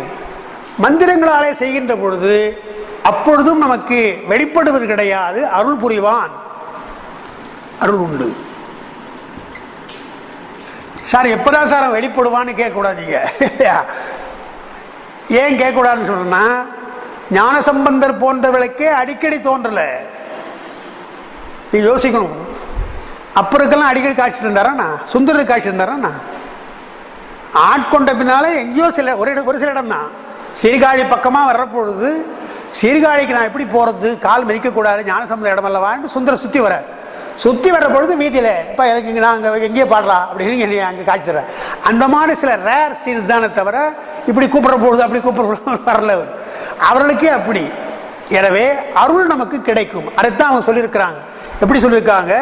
கிரியாளருக்கு மந்திரத்தினாலே அருள் உண்டு. இந்த மந்திரங்கள்லாம் பூஜையில் உள்ள விதிகள். இதை நம்ம விளக்கணும் நேரமாயிடும். எந்தெந்த மந்திரங்கள்லாம் பஞ்சபிரம மந்திரம்னு முக்கியமாக சொல்லுவாங்க. சடங்க மந்திரம் சொல்லி சிவலிங்கத்தை அப்படியே உருவமாக எண்ணிக்கொண்டு 5 முகங்களும் பாவித்து செய்கின்ற பூஜை, அதெல்லாம் சிவபூஜை முறைகள். அது நமக்கு தேவையில்லை. அது மாதிரி பல மந்திரங்களை செய்து அருள் உண்டு. அப்புறம் யோக நிலை. யோக நிலை யோக முறைகளை செய்கின்ற பொழுது இந்த மந்திரம் இருக்கு இல்லையா, இந்த கிரியைக்கு ஒவ்வொரு கிரியைக்கும் ஒரு மந்திரம் உண்டு. இப்போ என்ன ஆகி போச்சு, நமக்கு இந்த வடமொழியில் மந்திரங்களை கேட்டு கேட்டு அதுதான் மந்திரம் நாம் நினச்சிக்கிறோம். வடமொழி என்ன பண்ணுறாங்க தெரியுமா? இப்போ கல்யாணம் வைத்துக் கொள்ளுங்கண்ணே, கல்யாணத்துக்கு மந்திரம் சொல்கிறாங்கன்னா முதல்ல என்ன பண்ணுறாங்க, இப்பொழுது நான் மணமகள் கையை பிடிக்கிறேன், அதுதான் மந்திரம். அங்கே வடமொழி அந்த செயலை அவங்க விளக்குறாங்க. ஏதோ சிலதான் மந்திரமே தவிர எல்லா மந்திரம் கிடையாது. இப்பொழுது அங்கே செய்கிறேன், இப்போ என்னுடைய பாயாளை நான் ஏற்றுக்கொள்கிறேன், இப்பொழுது நான் இந்திரனை அழைக்கிறேன், இதெல்லாம் அவனை கூப்பிட்றது போகிறது, இதெல்லாம் மந்திரங்கள் கிடையாது. சில மந்திரங்கள் உண்டு. அதுபோல இங்கே கிரியை என்று சொன்னால் அதில் பல வகையான மந்திரங்கள், ஒவ்வொரு செயலுக்கும் நமக்கு மந்திரங்கள் உண்டு. அப்புறம் பெருமானுக்கு என்று சில மந்திரங்கள். இப்படிலாம் இது கிரியைக்கு பல மந்திரம். யோகம் அப்படி அல்ல, ஒரே மந்திரம் தான், அது மூல மந்திரம்.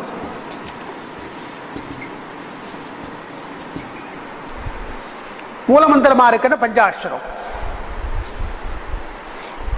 அதில் அப்புறம் பிராசார யோகம் வந்தால் அது எப்படிலாம் செய்யறது. அப்புறம் அது பிரணவ மந்திரம்னா அதெல்லாம் இருக்குது, அதெல்லாம் அவசியம் இல்லை. மந்திரம் மூல மந்திரம் வைத்து விடுங்க, அப்பொழுதும் அருள் உண்டு.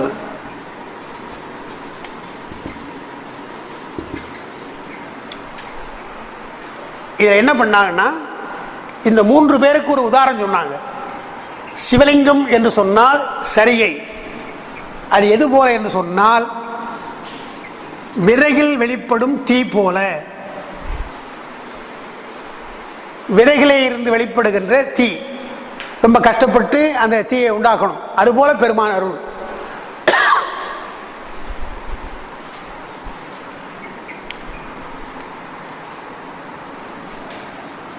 கிரியை யோகம், இதுல கடைந்த வழி நெய்,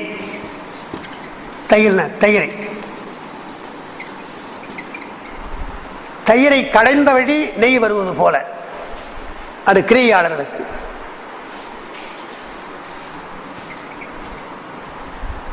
யோகிகளுக்கு வருகின்ற பொழுது கறந்த வழி பால் வருவது போல, பசுனுடைய மடியை பால் இருக்கும் போது கறந்தால் ரொம்ப எளிமையா வருது இல்லையா பால், அது போல உதாரணம் சொன்னாங்க.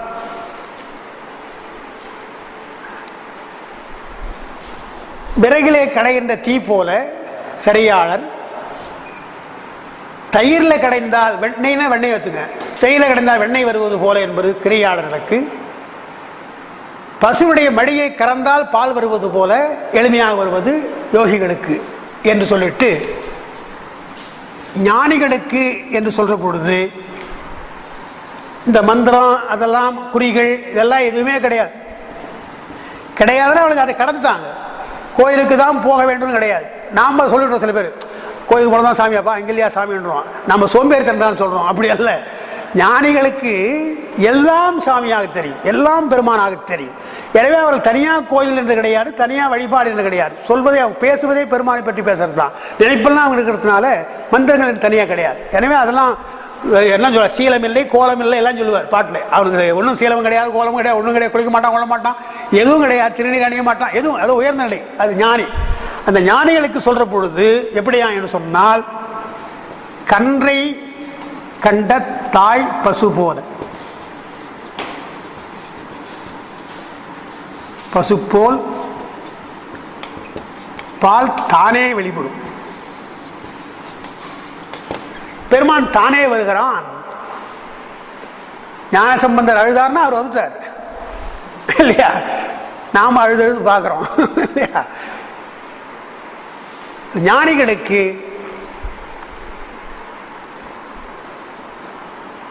கன்றை கண்ட தாய் பசு போல பால் மடியை சுரக்கும், தானா வரும்ன்ற, அதுபோல பெருமான் வெளிப்படுவான்.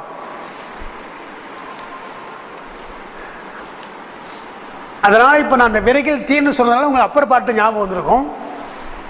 விறகில் தீயில் நண்பால் படு நெய் போல் மலைய நின்றுடன் மாமணி சோதியான், உறவுகோல் நட்டு உணர்வு கயிற்றினால் முருக வாங்கி கடைய முன்னிற்குமே என்று பாட்டு. இது ரொம்ப நான் இளமை காலத்தை வாரியார் சுவாமிகளாம் சொல்லி நான் கேட்டிருக்கிறேன், பாட்டு அர்த்தம் கேட்டிருக்கிறேன். அவங்க சொன்னது தான். இன்றைக்கும் பல பேர் இப்படி சொல்றாங்க. நான் அதுக்காக தான் அந்த பாட்டை சொல்றேன். இப்போ விறகில் தீயில் நண்பாலில் படு நெய் போல், அவ்வளவுதான் ஓமை, அதுக்கு மேல ஒண்ணும் கிடையாது. உறவுகோல் நட்டு உணர்வு கயிற்றினால் முருக வாங்கி கடைய முன்னிற்குமே. பழைய முறையில் எப்படி சொல்றாங்க பாட்டுக்கு அர்த்தம் என்று சொன்னால், விறகில் தீ, பாலில் நெய், அப்புறம் தயிரில் நெய் அப்படி வைத்துக்கிறாங்க. பால்னு சொன்னதுனால பாலை வைத்துக்கிறாங்க, தயிரை வைத்துக் கொள்றாங்க, தப்பு கிடையாது. பால் தயிர். அப்புறம் மாமணி சோதி என்று வைத்துக்கிறாங்க. அந்த பாட்டில் மாமணி சோதி வருது, ஆனால் எடுத்துக்கிறாங்க. இந்த 4 எடுத்துக்கொண்டு சரியாளருக்கு விறகில் தீ போல கடைவது போல, ஏன்னா பாட்டில் அப்படி இருக்குது. கடைய முன்னிற்குமே பாட்டில் வரப்பொழுது முருக வாங்கி கடைய முன்னிற்குமே என்று வருது. கடைய முன்னிற்குமே, வாங்கி கடைய முன்னிற்குமே, முருக வாங்கி கடைய முன்னிற்குமே என்று 3ஆக வைத்துக் கொண்டு விறகிலிருந்து அடிச்சா அது முருக வாங்கி கடையணும், நல்லா அடிச்சு பிடிச்சி கடையணும் இல்லையா? அதை முருக வாங்கி கடையணும். அது சரியாளருக்கு. வாங்கி கடைதல் என்பது இருக்கு இல்லையா, அதுதான் பாலில் இருக்கின்ற நெய் போல என்பதனால அது வாங்கி கடைதல். தையில் இருக்கிற நெய் போல என்பதனால் கடைதல் என்று இப்படி வைத்துக்கிறார். முருக வாங்கி கடைதல் என்று வைத்துக்கொண்டு சரியை கிரியை யோகம் என்ற மூன்றுக்கு சொல்லிட்டு ஞானிகள் என்று சொல்ற பொழுது மாமணி என்றால் மாணிக்கம், மணினா மாணிக்கம்.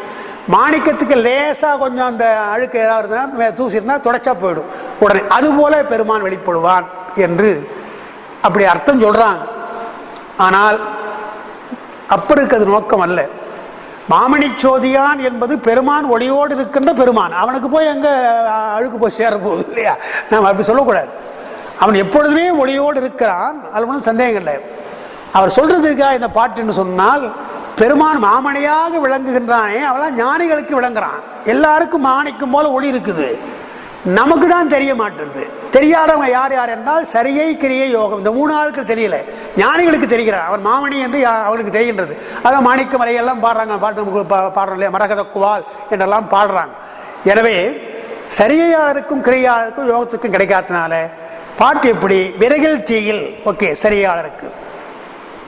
அப்புறம் கிரியையா சொன்னால் அது பாலில் படு நெய்.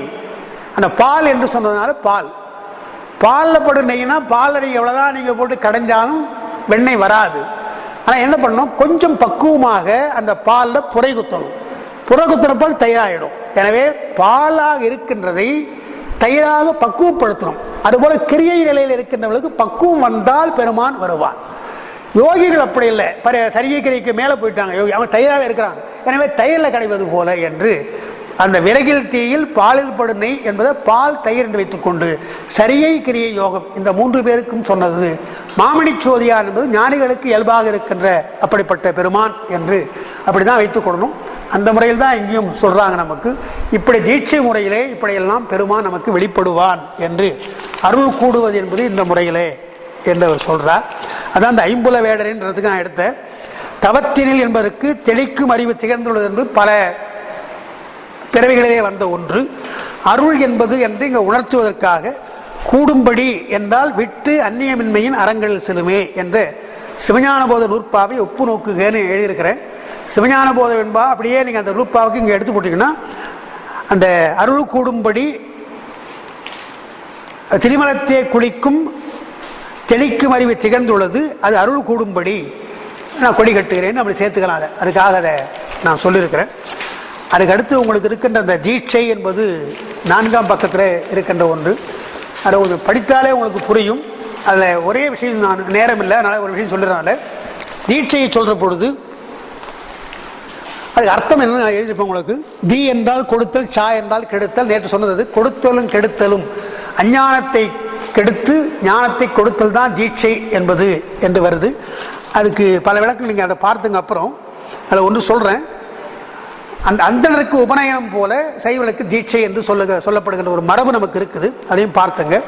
அதுக்கப்புறம் தீட்சை ஏன் சமயம் விசேடம் நிர்வாணம் என்று 3ஆக இருக்குது, ஒரே தீட்சையாக இருக்கக்கூடாதா சார் என்று சொன்னால், ஒரு பள்ளிக்கூடம் என்று சொன்னால் ஒரே வகுப்பு அல்ல, முதல் வகுப்பு 2ஆம் வகுப்பு 3ஆம் வகுப்பு வைக்கிறோம் இல்லையா, பள்ளினா மேல்நிலை பள்ளின்னு வைக்கிறோம் இல்லையா, கல்லூரி, அதுபோல அந்த வித்தியாசம் என்று சொன்னால் அவரவர் பக்குவத்திற்கேற்றால் போலன்னு சொல்றோம். எனவே உயிர்கள் 3 வகையாக, விஞ்ஞானகலர், பிரளயாகலர், சகலர் என்ற 3 வகையாக, ஒருமலம் உடையோர், இருமலம் உடையோர், மும்மலம் உடையோர் என்று சொல்றதுனால உயிர் வகைகள் 3 வகையாக இருப்பதனால தீட்சையும் 3 வகையாக நமக்கு இருக்கின்றது என்பதுதான் அடிப்படை. இந்த அடிப்படை வைத்துக் கொண்டு சொல்ற பொழுது தீட்சை 2 வகையாக, சாதார தீட்சை என்றும் நிராதார தீட்சை என்றும் 2ஆக சொல்லப்படுகின்றது. சாதாரம் என்பது ஒன்றை ஆதாரமாக கொண்டு தீட்சை, நிராதாரம் என்பது அந்த எந்த விதமான ஆதாரம் இல்லாமல் செய்தல் என்று அர்த்தம். அதுக்கு என்னன்னு சொன்னா,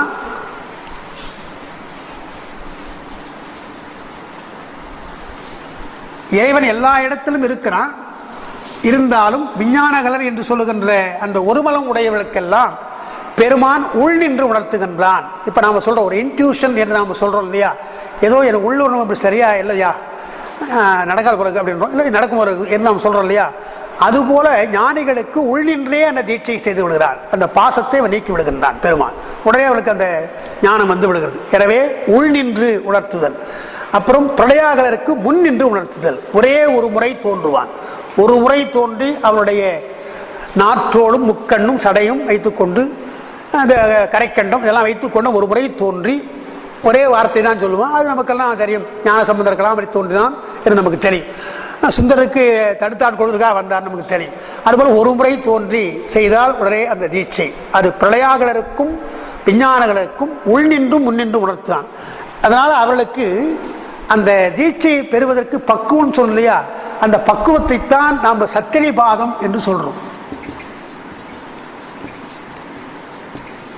சக்தி என்றால் அருள்,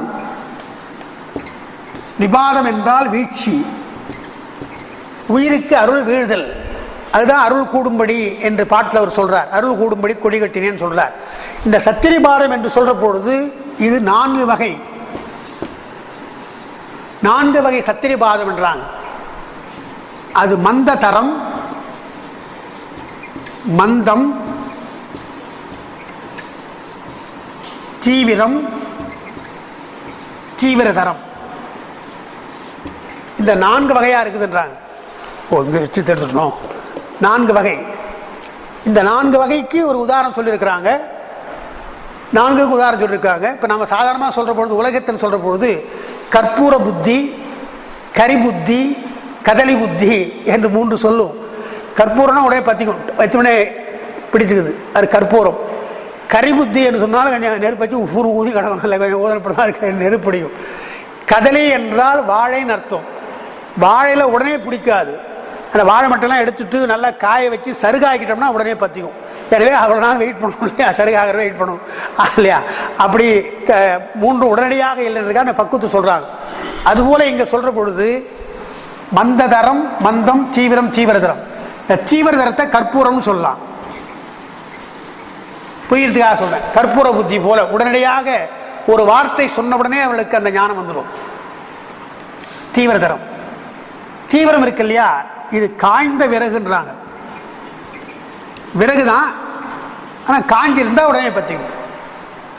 மந்தம் இருக்கு இல்லையா, அது ஈர விறகு. ஈர விறகு கொஞ்சம் காய வைக்கணும், அது காய வச்சு தான் அப்புறம் அது பண்ணணும். மந்தம். மந்த தரம் இருக்கு இல்லையா, அதுதான் வாழை. வாழை போல உடனடியாக பத்தாது, கொஞ்சம் அதை சருகாக்கி பற்ற வைக்கணும் என்று இந்த 4 வகையான மந்ததரம் மந்தம் சொல்லிட்டு, இந்த 4 வகையும் சகலருக்கு உண்டு. சகலருக்கு 4ம் மந்ததரமா இருப்பான், மந்தமா இருப்பான், தீவிரமா, எல்லாருக்கும் 4 வகையும் உண்டு. ஆனால் விஞ்ஞானகலர், பிரளயாகலர் அந்த இருவருக்கும் தீவிரதரம், தீவிரம். இதில் ஒரு கருத்து வேறுபாடு இருக்குது. நம்ம ஆனந்தராஜ் கூட எழுதுகிறார், பார்த்து நான். தீவிரதரம் என்பதும் தீவிரம் என்பது 2ம் பொது. விஞ்ஞானகலரிலையும் தீவிரம் தீவிரதரம் இருக்கலாம், பிரளயாகலையும் தீவிரம் தீவிரதரம் இருக்கலாம் என்று அவர் எழுதுகிறார். என்னுடைய நினைவு, நான் கொஞ்சம் மறுபடியும் ரெஃபர் பண்ணணும், இருந்தாலும் சொல்லி வைக்கிறேன் உங்களுக்கு, பார்த்துங்க. விஞ்ஞானங்களுக்கு தீவிரதரம் என்றும் பிரளயாளருக்கு தீவிரம் என்றும் சொல்ற வழக்கம் உண்டு என்று எனக்கு நினைவு. ஆனால் அந்த தீவிரம் தீவிரதரம் 2 நிலையும் 2 பேருக்கும் உண்டு. விஞ்ஞானங்கள்லேயே தீவிரம் இருக்கலாம், தீவிரதரம் இருக்கலாம், பிரளயாளர் தீவிரம் இருக்கலாம், தீவிரதரம் இருக்கலாம் என்று அந்த கருத்து வேறுபாடு இருக்குது. அதை குறித்து வச்சுங்க. அது பெரியவங்களுக்குள்ளே உள்ள விஷயங்கள் அது கொஞ்சம் பார்ப்போம், அது மட்டும். அதனால சகலருக்கு 4ம் தான், இந்த 4 நமக்கு உள்ளது என்று சொல்லி அந்த வகையிலே தீட்சை என்று அங்கே சொல்றார். அதுதான் உங்களுக்கு அங்கே எழுதியிருப்பேன். 4 வகையாக வந்து சகலருக்கு முன்னின்று உணர்த்துகிறான் என்றும், படற்கையில் ஆசான் வழியாக உணர்த்துகிறான் என்றும் 3 வகையாக சொல்றது. அதை தன்மை, முன்னிலை, படற்கை எழுதியிருப்பேன் உங்களுக்கு. தன்மை என்பது உள்ளின்று உணர்த்துதல், முன்னிலை என்பது முன்னின்று உணர்த்துதல், படற்கை என்பது ஆசான் வழியாக, ஏதோ ஒரு குரு வழியாக வந்து பெருமான் உணர்த்துதல் என்று சொல்லுவாங்க. அந்த குரு யார், அவர் யாரை ஆவேசித்துக்கிறார்கள்லாம் அது வேறு தகுதிகள், அது தனி விஷயம். இருந்தாலும் ஞானகுரு என்று நான் வைத்துக்கொள்ளும். ஞானகுருவாக இருக்கிற இடத்துல ஆவேசித்து பெருமான் செய்கிறான் என்பதுதான். அப்படி அவங்க செய்கின்ற பொழுது ஏன் இப்படி இந்த, அதாவது சாதாரம் நிராதாரம், ஏன் அந்த வேறுபாடு என்று சொன்னால், இந்த சகலருக்கெல்லாம் இவங்க இருக்கிறது பிரகிருதி மாயை, நாம் இங்க இருக்கிற மாயை. இது தேக சம்பந்தம் நமக்கெல்லாம் இருக்குது. தேக சம்பந்தம் இருப்பதாலே தேக சம்பந்தமுடைய ஒரு மானிட சட்டையை தாங்கிதான் பெருமான் செய்வான். பிரளயாகலருக்கு விஞ்ஞானருக்கு தேக சம்பந்தம் என்ன, இந்த தேக சம்பந்தம் கிடையாது, பிரகிருதி மாயை கிடையாது, வேற சூக்கும தேகமா இருக்காங்க. எனவே அவர்களுக்கு பெருமான் உள்நின்றும் முன்னின்றும் உணர்த்துகிறான் என்று அதான் வேறுபாடு. ஆனால் அப்ப எப்படி சார் ஞான சம்பந்தம் தோன்றுகிறான்னு சொல்றீங்களா எப்படி சார் என்று சொன்னால் சில விதி விலக்குகள் உண்டு. அந்த சகலராக இருந்தாலும் கூட இந்த பிறவிலே இந்த மண்ணில் நம்மோடு வாழ்ந்தாலும் கூட அவர்களுக்கெல்லாம் காட்சி தருகிறான் என்று சொன்னால் பெருமானுடைய காட்சி எங்கும் கிடைக்கும். அவன் எங்கு வேணாலும் போவான், எங்க வேணாலும் தருவான். யாருக்கு தருவான்றதுதான் அவனுடைய இஷ்டம்தான். ஜென்ரலாக பார்க்கிற பொழுது சகலருக்கு என்று சொல்ற பொழுது அவன் ஆசான் வழியாகத்தான் தீட்சை செய்கிறான் என்று பெரும்பான்மை பற்றி சொல்லப்படுவது. சிறுபான்மை விதிவிலக்காக ஞான சம்பந்தம் போன்ற பெரியவர்களுக்கெல்லாம் நேராகவே பெருமான் வந்து காட்சி தந்திருக்கிறான் என்பது ஒன்று என்று அதை நாம் வைத்துக்கொள்ளும். அப்புறம் தீட்சை முறை என்ன, நயனம் ஸ்பரிசம் எல்லாம் உங்களுக்கு அடிக்கடி சொல்லியிருப்பாங்க, அதையும் நான் எழுதியிருக்கிறேன். அதில் ஒன்று ஔத்திரி தீட்சை என்றது யோகம், அந்த வேள்வி வளர்ச்சி செய்கிறது. அந்த வேள்வி வளர்ச்சி செய்வது என்பது பக்குவம் இல்லாதவர்களுக்கு, பக்குவம் உள்ளவர்களுக்கு, சகலரிலேயே பக்குவம் உள்ளவர்களுக்கு நயனமும் ஸ்பரிசம் என்று ஒன்று பார்த்தாலே சில பேருக்கு போகும். சில பேருக்கு தொட்டு செய்ய வேண்டியதாக இருக்கும், சில பேருக்கு வாசகம் சொல்லிதான் செய்ய வேண்டியதாக இருக்கும், சில பேருக்கு பலவற்றை படித்து காட்டி சாத்தியம் பலவற்றை படித்து காட்டி சொல்ல வேண்டியதாக இருக்கும். அப்படி எல்லாம் பக்குவிகளாக இருக்கின்றவர்களுக்கெல்லாம் எந்தெந்த முறையிலே செய்ய வேண்டும் என்று தீட்சை முறை ஒரு 7 வகையாக அவங்க சொல்லியிருக்கிறாங்க. ஔத்திரி தீட்சை என்பது யாகம் வளர்ச்சி செய்கின்ற ஒன்று என்று வருது. இந்த விளக்கெல்லாம் நிறைய இருக்கிறது. அது ரொம்ப தனியாக தீட்சை என்று தனியாக நம்ம படிக்கணும். இருந்தாலும் சுருக்கமாக அங்கே நான் சொல்லியிருக்கிறேன். அதில் நான் சொல்ல வேண்டிய நினைச்சது மும்மலம் மோசித்தல் என்று எழுதியிருப்பேன் கடைசியா. 3 மலங்கள், அதை மட்டும் ஞாபகம் வச்சுட்டா போதும். அதாவது 3 மலம் ஆணவம் கர்மம் மாயை தான். மோசித்தல் என்ற ஒரு வார்த்தை நான் எழுதியிருக்கிறேன். மோசித்தல் என்று சொன்னால் நீக்குதல் என்ற அர்த்தம், கம்ப்ளீட்டா நீக்குதல். அதனால்தான் மாணிக்க வாசகர் முந்தை வினை முழுதும் மோய உரைப்புன்னு சொல்லணும், ஓய உரைப்புன்னு பாடக்கூடாது. திருவாசகமுற்றோல் அடிக்கடி இங்கே பண்றதுனால சொல்ல வேண்டியதாக இருக்கு. முந்தை வினை முழுதும் மோய, இந்த மோசனம் வடமொழி சொல்லுது, மோசனம் மோசித்தல், மும்மலமும் மோசித்து என்றே வரும் உண்மை விளக்கத்தில். எனவே மும்மலம் மோசித்துன்னு வருது. ஆனால் மோசித்தல், எனவே அந்த மோசனத்தான் பெருமான் தீட்சையில் செய்கிறான். அந்த தீட்சை என்பது என்ன என்றால் பெருமானுடைய அருள் சொன்னோம் இல்லையா, குருவனுடைய எல்லாம் பெருமானுடைய அருள். அருள் என்றால் சக்தி என்ற அர்த்தம். சக்தி என்று சொல்ற பொழுது பெருமானுக்கு நமக்கும் இச்சா சக்தி, கிரியா சக்தி, ஞான சக்தி 3 இருக்கு இல்லையா. பெருமானுக்குள்ள சக்தி எதுன்னு அங்கே சொல்லியிருக்கேன். ஞான சக்தியினாலே, பெருமானுடைய ஞான சக்தியால் நம்முடைய ஆணவ மலம், வாதனை பற்றிய ஆகாமிய வினை, வினையில 3 இருக்கு இல்லையா, சஞ்சிதம், பிராரத்தம், ஆகான்மியம். அதுல வினை கண்மமே 3 இருக்குது நமக்கு இருக்கிறது. அந்த 3 கண்மத்தில் ஆகான்மியம் என்பது இப்படி நாம் செய்து கொண்டிருக்கிற பொழுதே சம்பாதிச்சுக்கிறோம். அந்த எதிர்கால வருகின்ற வினை அது ஆகான்மியம். அதுவும் இந்த வினைகளுக்கெல்லாம் காரணமாக இருக்கின்ற ஆணவம், இந்த 2ஐயும் பெருமான் ஞான சக்தியாலே போக்குகிறார். அடுத்து கிரியாசக்தியால், கிரியாசக்தியினாலே எஞ்சி கிடக்கின்ற கண்ம மலம், அதற்கு துணையான மாயேய மலம். எஞ்சி கிடக்கிற என்று சொன்னால், இப்ப இன்றைக்கு எனக்கு தீட்சை பண்றான் பெருமான் என்று சொன்னால், இதுவரையெல்லாம் முடிஞ்சு போச்சு, எல்லாம் இனிமேல் பட்டு இருக்கு இல்லையா, அந்த எஞ்சி கிடக்கின்ற கண்மம் வராது, உனக்கு செய்ய வேண்டிய அவசியம் கிடையாது. நீ செய்தாலும் அதனால தப்பு கிடையாது, அந்த கண்மத்தினாலே செய்தாலும் தப்பு கிடையாது, அதனால வினை வராது.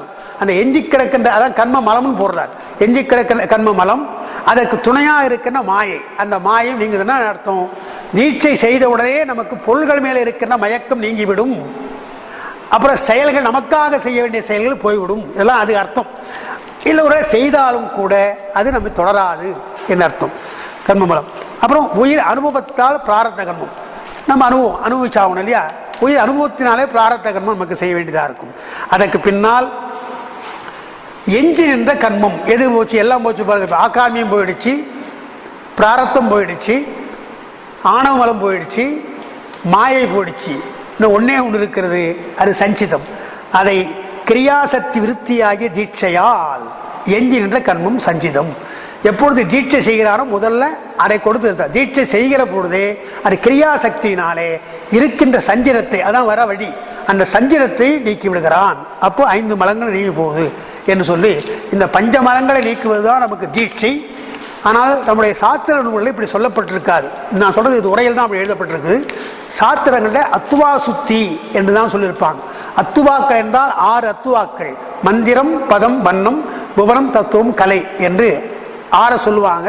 இந்த 6ல் கடைசியாக இருக்கிற கலை, அந்த கலா சோதனை, அதுதான் கலா நிவர்த்தி என்பார்கள். அதுதான் தீட்சை. அதை பற்றி இப்போ சொல்ல முடியாது, நாளைக்கு கொஞ்சம் சொல்லிட்டு நான் அப்புறம் அடுத்த பாட்டுக்கு போகிறேன். ஆனால் தீட்சை என்று சொல்றது இந்த சக்திகளினால், பெருமானுடைய சக்தி தான், கிரியா சக்தியினாலும் ஞான சக்தியினாலும் இவற்றையெல்லாம் நமக்கு நீக்குகிறான். ஆணவம் கண்மும் மாயை நீக்குகிறான் என்பதுதான் தீட்சையினுடைய பொருள். அதுதான் முதல் பாட்டில் உயிர் அருள் கூடும்படி கொடிகட்டினேன் என்று முடிக்கிறார் என்பதோடு நம்ம இன்னைக்கு நாம் நிறைவு செய்வோம். நாளைக்கு மீண்டும் நாம் சந்திக்கலாம்.